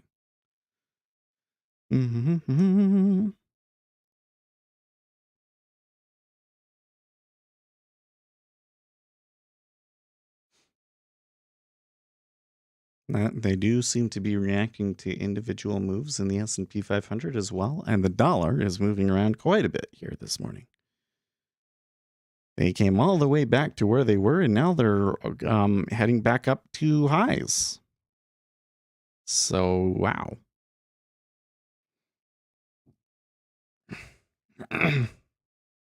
So, you know what? There's another thing that we got to talk about. So on Apple TV, there's a series called Severance, and it was so good. Like, I saw it on TikTok, and I was like, well, that looks really interesting. The one scene that they showed, I want to see what this is all about. That seems like an interesting sci-fi. It was really good. Like, the whole time, when I got done watching it, my first thought was, now is really not a very good time to be invested in Netflix, is it? No, because Apple hasn't really had like a real hit. But this is like a real hit. This is like Squid Games quality. I mean, it's kind of similar themes, although I think it's better than Squid Games in many respects because smarter. Because Squid Games is kind of more of like an anti-capitalism thing. And this doesn't seem, it's not explicitly anti-capitalism as so much as it is anti-corporatism. And it was a really interesting view. It was a really interesting show. The thing that I think made it so good, because it's like 10, it's like 10 episodes. No, it's 9 episodes, an hour each episode. You get a lot of filler and all of that. And you know what? This show had filler. This show did have filler. But what they did with the filler was character development. It was like every tiny little thing that happened in the show ended up being relevant to the story. And I really enjoyed it. And then on top of that, you want to know what's going on the whole time, right? It's a really good mystery. It's a really, really good mystery. That's not good. Did you watch it? Did you not like it? I think that it's going to be Apple's first breakout hit and will cement Apple's position in the streaming wars right next to HBO Max. They're basically saying we're going to be the quality show producer. Us and HBO Max are going to be competitors with each other, essentially. Amazon, and then it will be Amazon, Netflix. And then all of the other trash streaming services like Paramount and stuff that can't seem to ever get anything good. Hearing people respond to the Star Trek show that's on Paramount is like been real, like if you're gonna base your whole streaming service, like that's the show you're gonna launch your streaming service with, better make sure it's a good show, right? Like, oh, you liked the Squid Game, but it's not good quality. Okay, yeah, sorry. How do I put it? So like, so first of all, quality is an interesting subject with Squid Games because it was done really well. You don't watch that show and think, wow, this show had such a big budget and yada yada yada yada. No, I mean it had the money that it needed, and they used it really, really well. It had the budget that it needed, and they used it really, really well. I mean, they built sets for it. For Squid Game, it's nice sets and stuff. Well, this show, Severance, it is one where like the quality of the cinematography in particular is really good. So one of the things that's really interesting about the aesthetic of the show is that they're really good at making it bland. I made 30. As actually, I think it was 28. It's 28. I lost $4 on it on a test of the other direction. That you know what actually wasn't too bad. I did get a few ticks out of it. I should have scratched it, but I've had a problem lately where when it kind of comes back to the break even and I'm thinking about, oh, maybe I should get it off, I don't do it for some reason. And you gotta be careful with the micros because that opportunity will only be there for a split second, you know? So there's not a lot of volume going back and forth and everything, right? And then it's passed and you're not going to get filled on the limit. When I'm doing an exit, I can maybe sit and wait, right? But I'm more proud though of how much I saved because it would have come all the way back, right?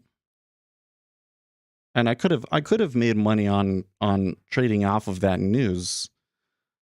Interesting that it only got back to 118.20, which is just below where that big troublesome node that we thought was really odd. Excuse me.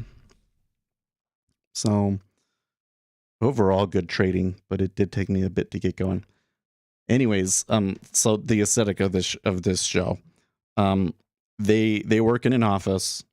The office is like pure white. There's like the whole ceiling is lighting, and the room is white, and they have computer workstations, but the computer workstations look like they're from the 70s.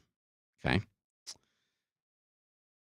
but so it's like a really bland room, right? And what I continued to find so astounding from somebody that's, you know, I've done a lot of research into filming things. So for the stream, just to get into, you know, what kind of camera to get and all that sort of thing. And I was just so impressed with how they were able to come up with interesting camera angles and everything in such a bland set. Right? It was really just like a really well done quality thing. And then on top of that, the acting was really good. I'm not familiar with all of these guys. Has Christopher Walken in it is probably the most recognizable name. Christopher Walken plays a minor role in it, but some of the acting in it was so good. So there's this one character in the show. I will spoil it for you, okay? It's not really a huge spoiler, but I mean, basically when you get in there, there's some people that really, really support the corporation, and there are other people that don't. There's this one guy that's like a totally loyal to the company, everything sort of a thing. And then he kind of gets a relationship with Christopher Walken of sorts. And then Christopher Walken retires. And the character just does like a complete 180 just right then and there. It's so abrupt, and it's so satisfying too. It's just like all of a sudden, let's burn this place down. And the acting is so good. And then there's a scene where you finally get to see what that character is like outside of the office, because the whole premise of the show is that when they're at work, they don't remember anything about their previous life. They only remember what has happened to them while they're at work. So it's like basically a separate person, and they could behave differently at work than they do at home, right? So then you see what the guy is like at home, and it's like, whoa. It was such a good character, such a well done character. I personally would have been kind of prone to be like, well, it's like this is like the LGBT token character here. This is a dumpster, but like within the context of the show, it was like particularly relevant and made the show so much better. What's this? Facebook billionaire Eduardo Saverin's B Capital abandons SPAC plans amid market volatility. I'm sure. So riddle me this. We all talk about like that movie, the Facebook thing, and like Eduardo Saverin, he got screwed over on the whole Facebook thing. But then you're telling me that he's still doing like these multi-million-dollar deals. Screw you. Screw you, Ed. You're still rich. Stop whining. Reminds me of Stanley Kubrick techniques. Oh, is that? Have you watched that show? Have any of you guys seen that show? I'm telling you, man, it's the new big thing. It's the new big thing. Severance was a good show. We watched the whole thing over the weekend, which I'm actually thinking about. I'm surprised how I did that because I got a lot done this weekend. I did. I didn't get to edit the video, but I did. I did edit 2 scripts. I made some progress on the machine learning stuff, and I did a bunch of work on the yard, which was exhausting, by the way, because I'm the allergies and everything. But I'm happy, and I got that. I should put some gravel in the backyard after this. I wonder, I should maybe go to the store and see how much wood panels are. Has wood come down enough that we could try and build our grow boxes in the backyard now?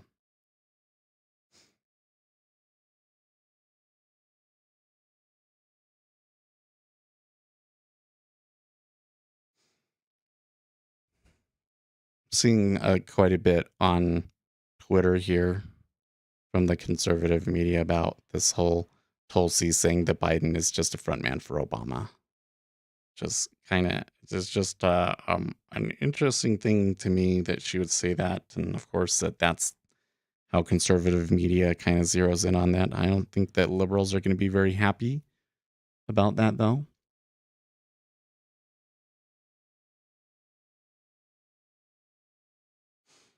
Well, the treasuries definitely moved up. They then retraced that move. So you got all of the people trading that news. It hasn't turned into like more of a consistent trend sort of a thing. They all of the people that wanted to buy bought, and then they got sucked back into the liquidity hole, and now they're kind of settled at 16. So that is not necessarily a particularly great setup for us to take another trade here today. Although we could get another opportunity. Like I said, like that piece of news is something that under some circumstances would maybe be enough to move the markets back up to the highs. But with the way that it's behaving right now, it doesn't seem to me like it really upset the balance too much. Like the order flow that we're seeing right now is still, it's still basically what it was before for that move up. It's just like a really slow and steady sell by somebody probably doing like a VWAP sell or something like that. Or probably not not this kind of VWAP, but like a 5-minute period VWAP sell sort of a thing.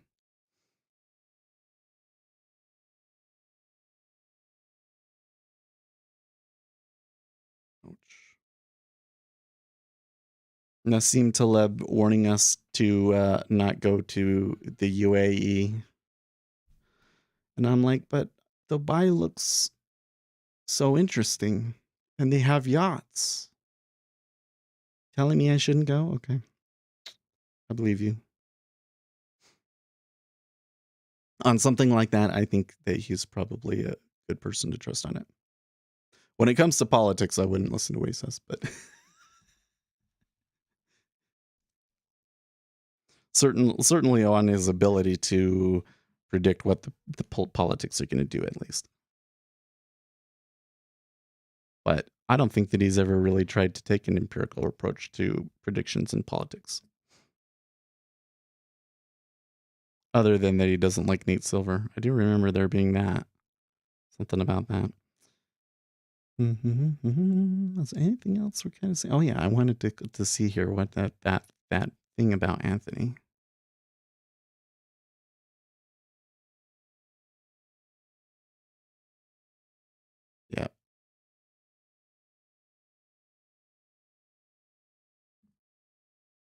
So this guy, I want to respond to this. And I'm going to see how I can do this. So Lewis Steen on Twitter asks him, would you take that as a clue if absolutely no buying and more selling showed up at the beginning of a month or quarter?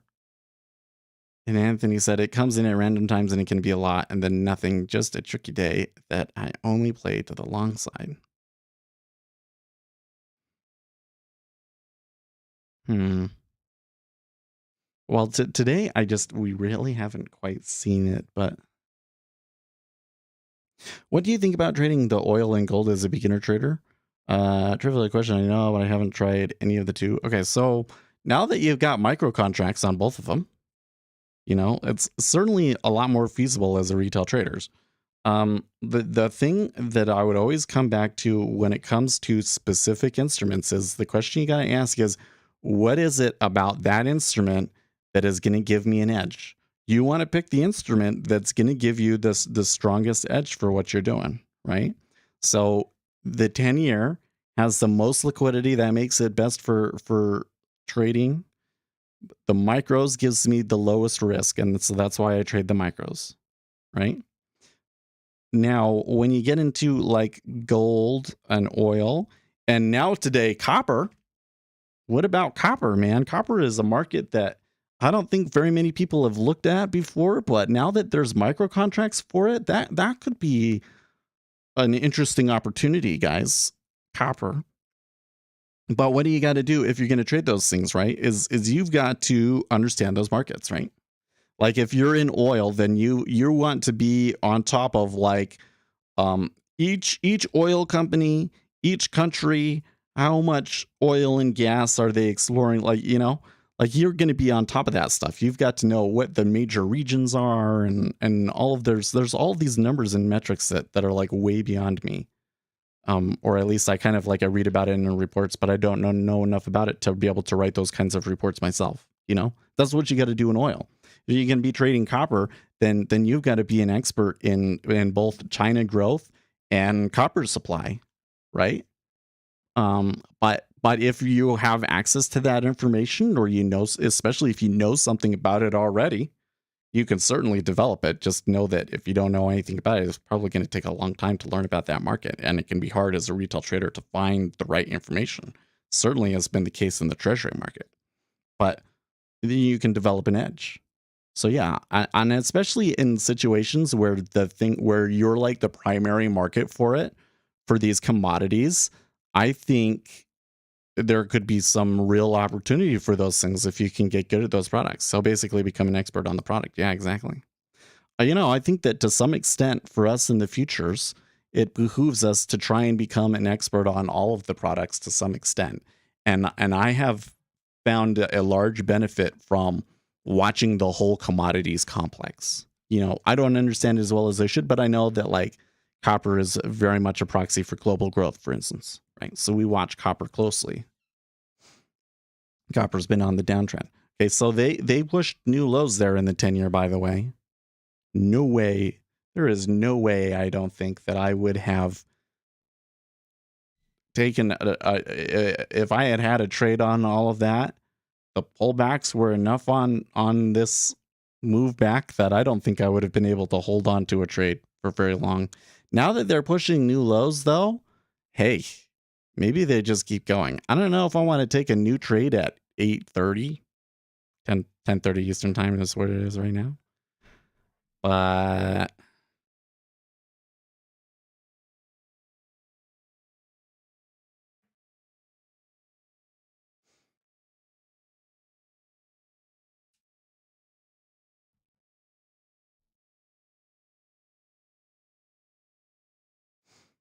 well, I do want I did want to put a reply in another reply in this Anthony Crudelli thread, but really I'm trying to shoehorn my own subject in there, and I don't think that it really attaches to what they're saying quite strongly enough.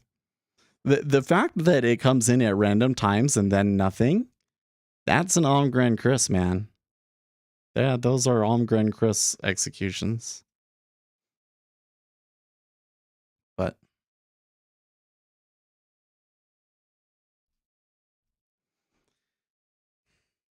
So now I get to sit here and second think myself for 30 minutes about whether or not we should be going along the micro treasuries again here or not.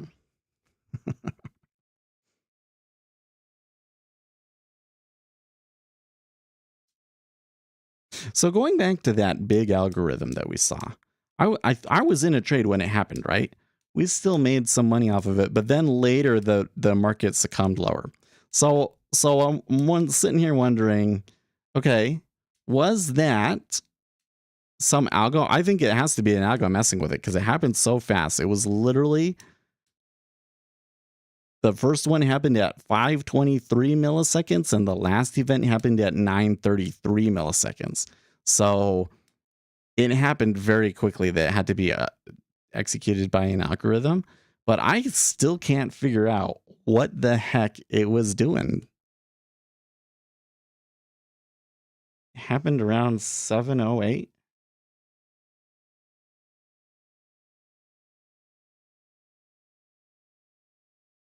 Yeah, that's just really weird. It's like a weird place for an algorithm to be doing stuff like that too. Sometimes when I see that sort of thing, I'm thinking like, oh, somebody trying to give us a signal. They're saying, no, actually, you really do want to be short today, guys. But maybe it's just random. Maybe it's just an algorithm doing weird stuff that we would never be able to sort out. If that's an algorithm, because this is the second time that we've seen it, if that's an algorithm that tries to, that's that big, that tries to have that big of an impact on the market, usually doesn't last for very long. Wouldn't be the first time that we've seen an algorithm like that come to prominence in the treasury market and be around for a few months and then disappear once everybody kind of figured out what it was doing.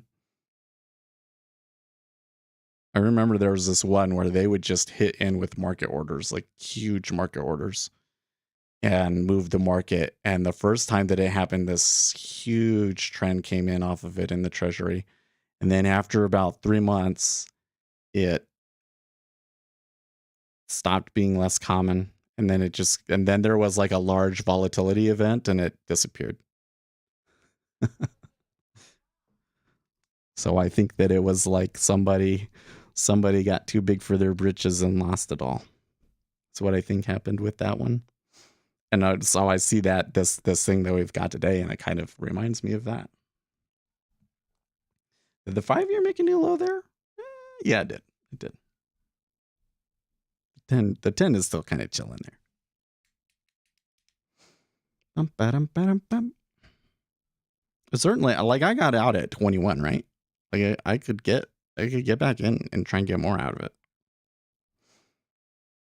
It seems like that selling is not given up. Scorpion says, "Good morning. Good morning. How are you guys doing?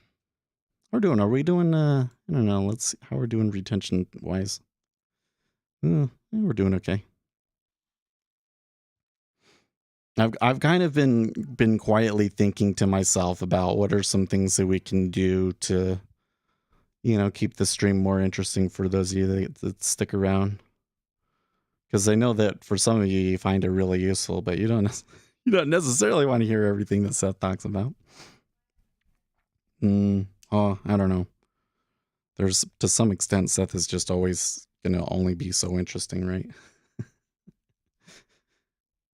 That's okay.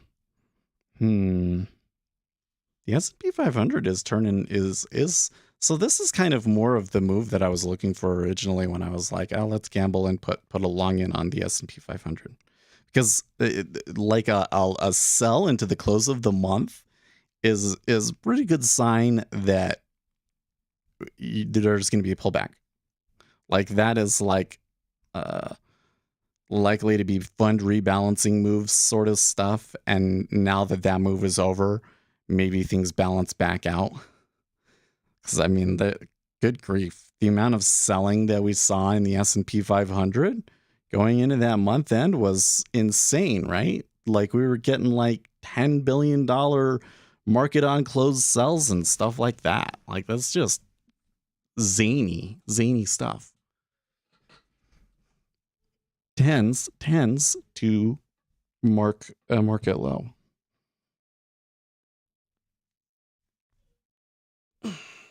I should think about, I need to go and look at things. I need to allocate some funds myself. So,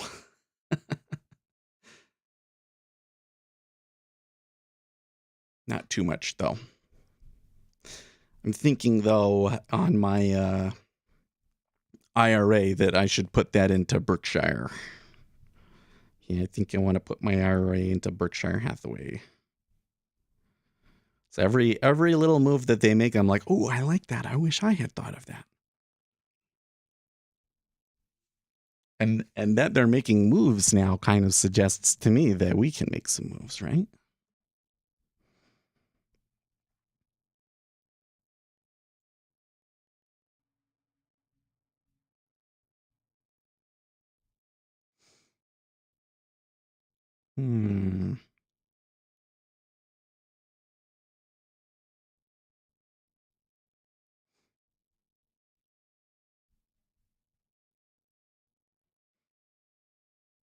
Let's come over to Zero Hedge here and see what the headlines are this morning. Panicked CNN guest wonders, how are we going to control the channels of communications in this country? Oh boy. U.S. and Ukraine contact with private sector spy firms to target Moscow's fort. There's private sector spy firms? That sounds interesting. That's where we should go. That's where we should go and work, is for private spies. ISM manufacturing disappoints, employment tumbles, inflation shows no signs of relenting, quote unquote. So there might have been some color within the report itself, huh? Tipping point looms for risk-averse equity markets. European markets slammed after very substantial transaction sparks Nordic markets flash crash. Whoa. Wait, we need to learn about that. What is that? I just seen that chart. That's like something's up, right?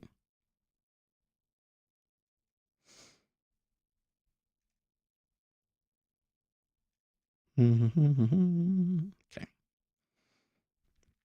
Shortly before 4 a.m. Eastern Time, European stock markets suddenly puked down to last week's lows with no obvious technical and news-driven catalyst. The source of the sudden weakness stemmed from the Nordic region, where the OMX Stockholm 30 index slumped as much as 8% in just 5 minutes before recovering most of the losses shortly after. It's most certainly a Nordic flash crash, said Joachim Bornold, savings economist at Soderberg and Partners. David Augustin, a spokesman for Nasdaq Stockholm, was quick to point out that it wasn't a technical glitch on their part. Our first priority was to execute technical issues in our systems, and our second priority was to exclude an external attack on our systems. We have now excluded both. Notably, the flash crash tested down to early March lows before reversing strongly, suggesting a massive liquidity hole, especially with British markets closed for a bank holiday. Yes. However, instead of admitting the waterfall-like actions of algos that are usually the culprit in these flash crashes, Augustusson claims that it is very clear to us that the cause of this move in the market is a very substantial transaction made by a market participant, and added that Nasdaq will not cancel any trades made on the Nordic markets. Well, those two things that they just said there at the end don't contradict each other, right? It probably was that a large transaction was being made and that all of the market algos decided to just cancel all of their orders. Well, they did kind of pressure those lows, but they're flipping back up, and they're able to move pretty freely across this range here from the lows up to the 16, 17 area. So that might be a decent range that you might be able to lean on for some scalps. But it's kind of two-way action. That might be a little stressful trying to play that one. Okay, let's see what they said about the ISM. Analysts expected both ISM and PMI manufacturing surveys to show improvement, and they did. However, S&P Global market's final print was notably below the preliminary print, but still above March's print to its highest since September 2021, and ISM's manufacturing grossly disappointed, tumbling to its lowest since September of 2020. S&P Global reports the firms continued to pass higher material and staff costs on to clients in April as the rate of charge inflation accelerated. The increase in selling prices was the fastest since last October. Contributing to the stronger upturn in the health of the manufacturing sector was a faster rise in output during April. Meanwhile, new export orders grew at the fastest rate for almost a year. That's good. That's really good because that's why our GDP was negative. Okay. Chief business economist at S&P Global, Chris Williamson, says after a slow start to the year, which saw production growth almost stall, the manufacturing sector is starting the second quarter on a much stronger footing. Demand from consumers and businesses is proving encouragingly robust despite severe inflationary pressures, which intensified further during April. Both input cost and selling price inflation surged higher, the latter accelerating to a near record rate as firms faced rising energy prices, ongoing supplier-driven price hikes amid strained supply chains, and rising wage costs. In short, while the survey data add to indications that the pace of economic growth will improve in the second quarter after a lackluster first quarter, the less welcome news is that elevated inflationary pressures show no signs of relenting. See.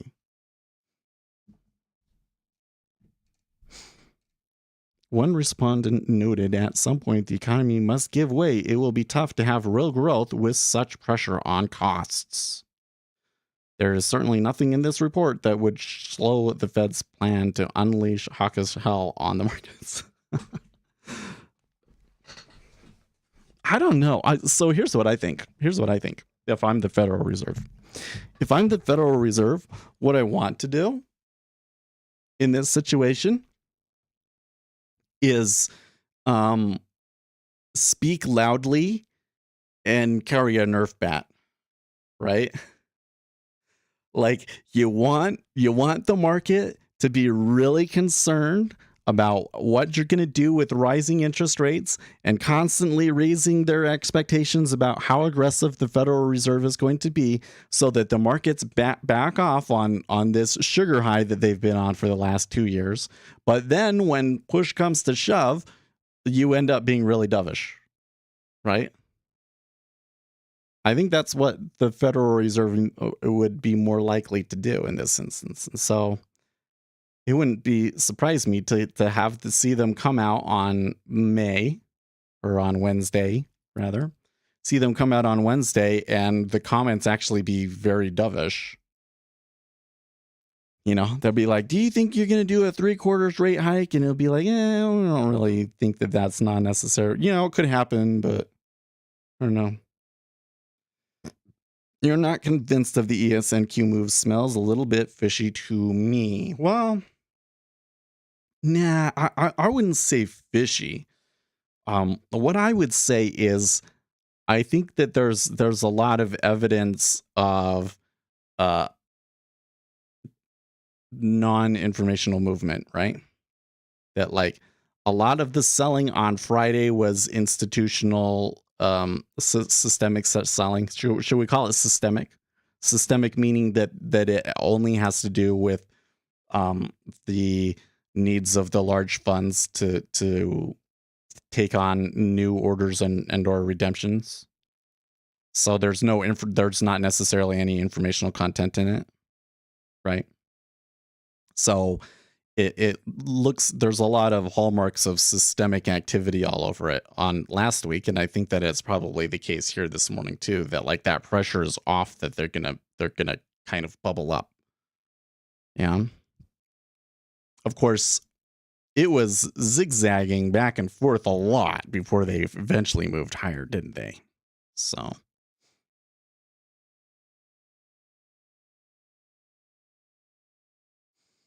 my sinus don't feel quite right this morning. I think that I'm been having allergies. More allergy problems.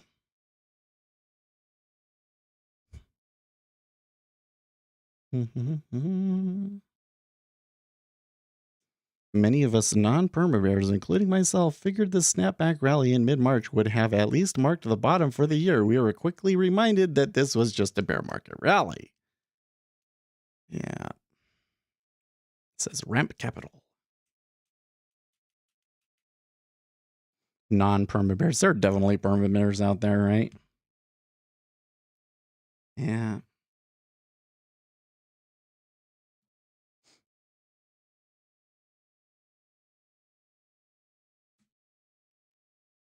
Well, I got to think about what we want to do for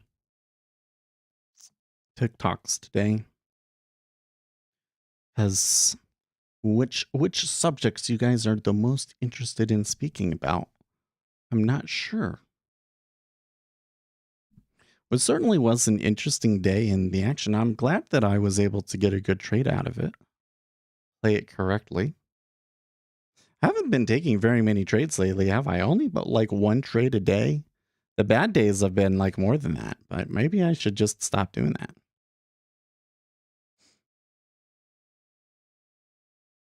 Just, if I lose once, just be like, okay, fine. It'd just be lost. Twice. Like maybe if I lose two, then just be done.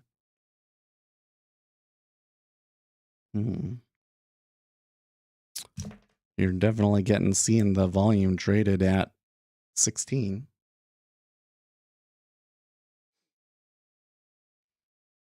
Oh, we still got 10 minutes left.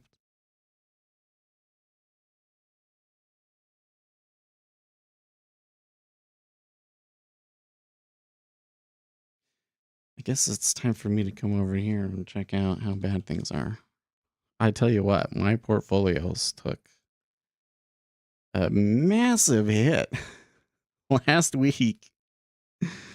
That was not pretty. It was not pretty.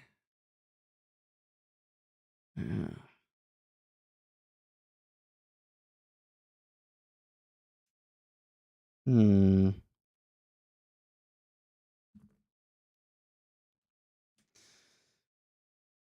So let's see here.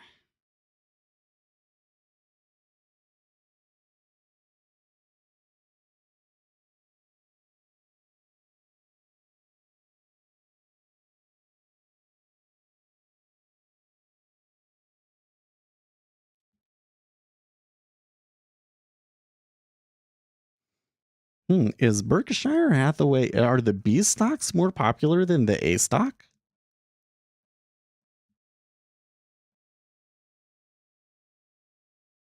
I would have thought that it would be the A one.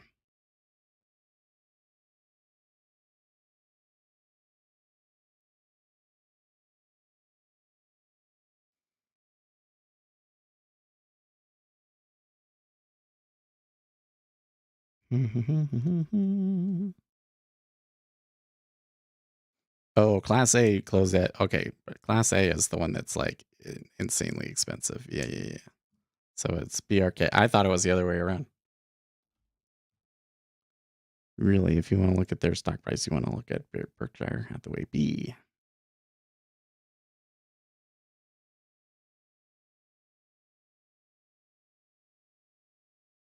Sure.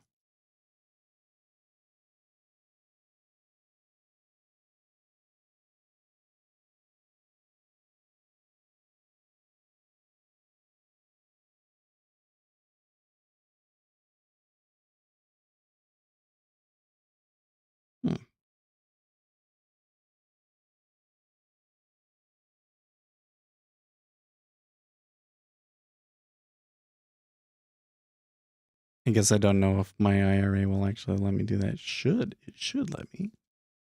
Oh yeah. It's a stock screener. I get you.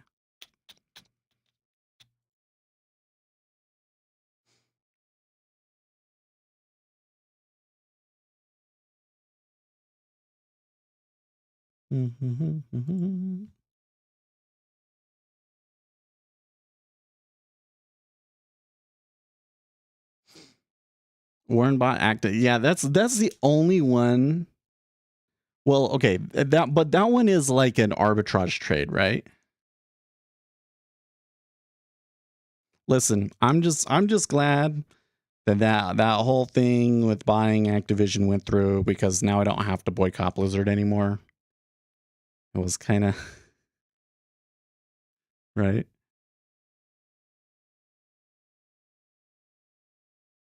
Oh, I guess I don't have enough. Can't buy a whole share because Berkshire is 3 to 1 next month.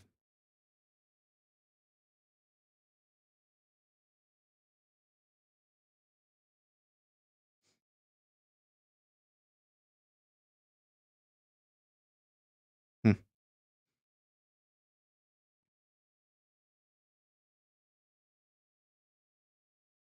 Well, I have to look at it. Might do it in the other one.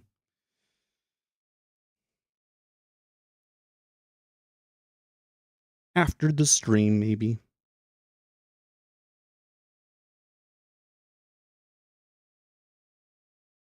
Also, why was it in this chart? Where did I close it already? I don't know. I did not close it.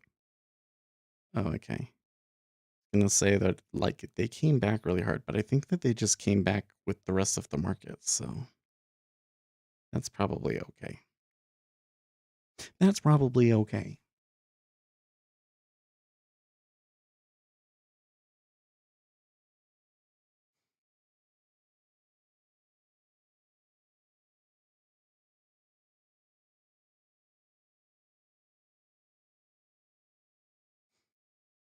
No, they're coming back down. They're failing here.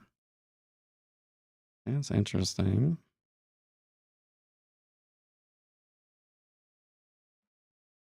It's always a little like, when it just raises across the price there so quickly all of a sudden, you know?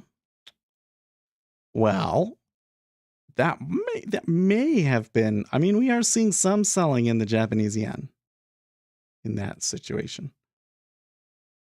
That move was a little bit more correlated than some of these other moves. So that may be what that's about.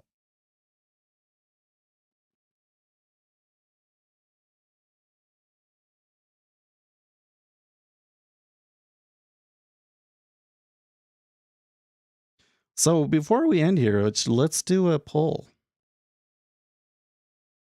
Create a poll. S&P 500 in May. Higher, lower? Ask your community. Vote now. Do you think the S&P 500 will be higher or lower in the month of May?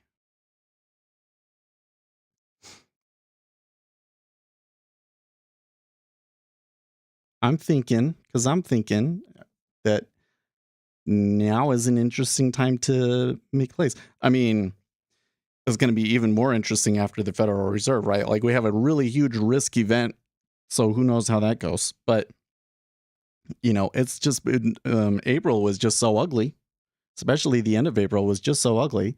It really makes what May could do that much more interesting, right? Do you think it'll be higher or lower? Well, a lot of you guys are, so far it sounds like you guys are going lower, huh? Only one higher, huh? It kind of looks like that at least today that the S&P 500 might be up. Although we did have a little bit of a weekend move down, right? Have to pull that back up. Yeah. The move was lower, but the close on Friday was basically like the extended session close was basically 3140. 4140. 4140. Everything is upside down. Last March and April were great. That's me. Yeah.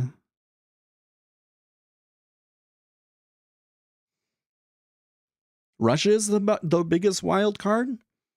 I don't know anymore. I have a hard time. So the thing is that it kind of feels like I could be, this is a tough one to go out on a limb and say anything about because I think this is a situation where whatever I say, there's like a really high risk of me being wrong about it, right? But just over the past month or so, it kind of feels to me like that the market doesn't care so much about Russia anymore. It's like it happened, it's old news, and now the question is just how does everything play out in the aftermath of that? Is kind of what I see going on right now. I need to learn to sit up. You can't even see me in the thing anyways, but I have this tendency to hunch over sometimes. I think that that's kind of played out.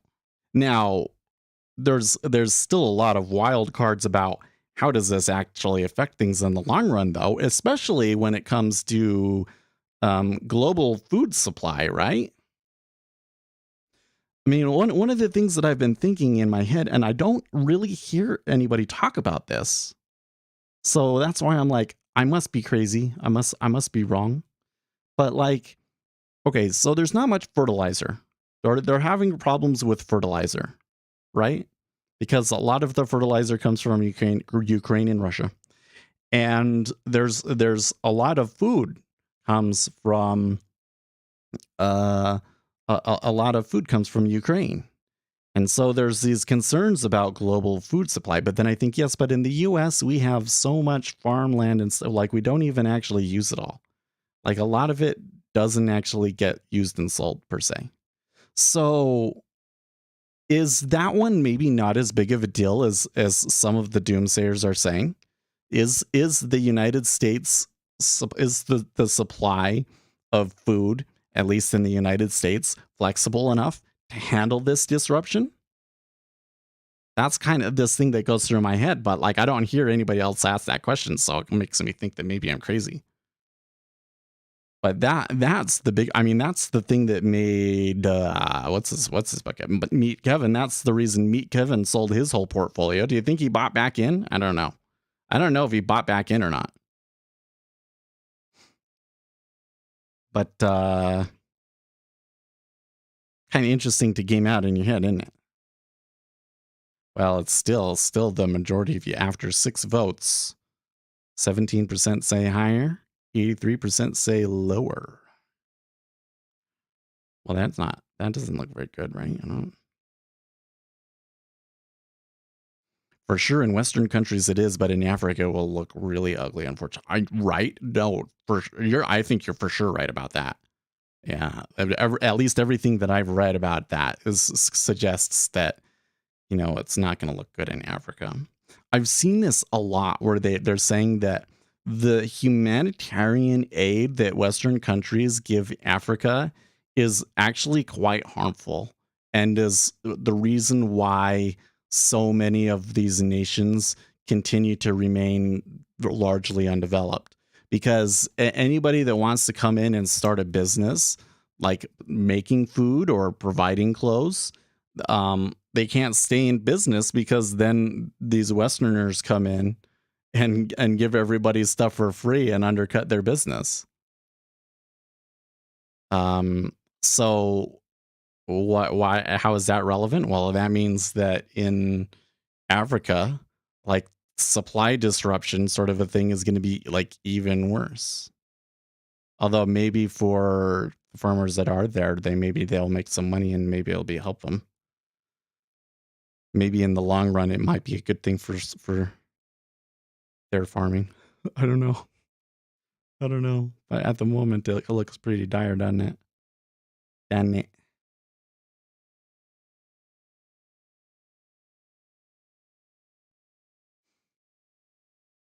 Well, guys, it is time to get going. Lots of interesting things. I enjoyed our chats. Anyways, hey, I should always give you guys the reminders, right? So if you're not subscribed, make sure you click that subscribe button and click the bell icon, and that way you won't miss a single thing, because I don't post videos every week, and it makes it a lot easier to find the live stream. So a large portion of my subscribers click the bell icon compared to other channels because it's really useful for this channel. So I highly recommend that you do that. You also make sure to check out the links in the video below. I have a $100 discount coupon for Jigsaw if you're a first time buyer for that. And I've got the mugs. You got to get the mugs. I don't have one over here. It's over there. Well, and the camera doesn't work. You get the mugs. The mugs are great. If you want to support the channel. And my indicator package. So if you go to speculatorseth.com, you use NinjaTrader. You use NinjaTrader and you haven't tried out my NinjaTrader indicator package, you've got to try that out. So give those links in the video description a look. I will see you guys tomorrow. And of course, I'll see you on Wednesday, and we'll do a special stream Wednesday afternoon. In the meantime, treasuries are looking strong. Yeah, I mean, they're still rotating around this area, but they could maybe break out to the outside. I'm not 100% sure which side they're going to break out on. But it kind of seems like a more difficult trade now, doesn't it? Anyways, yep, see ya, guys. I'll see you tomorrow. Stay profitable, friends.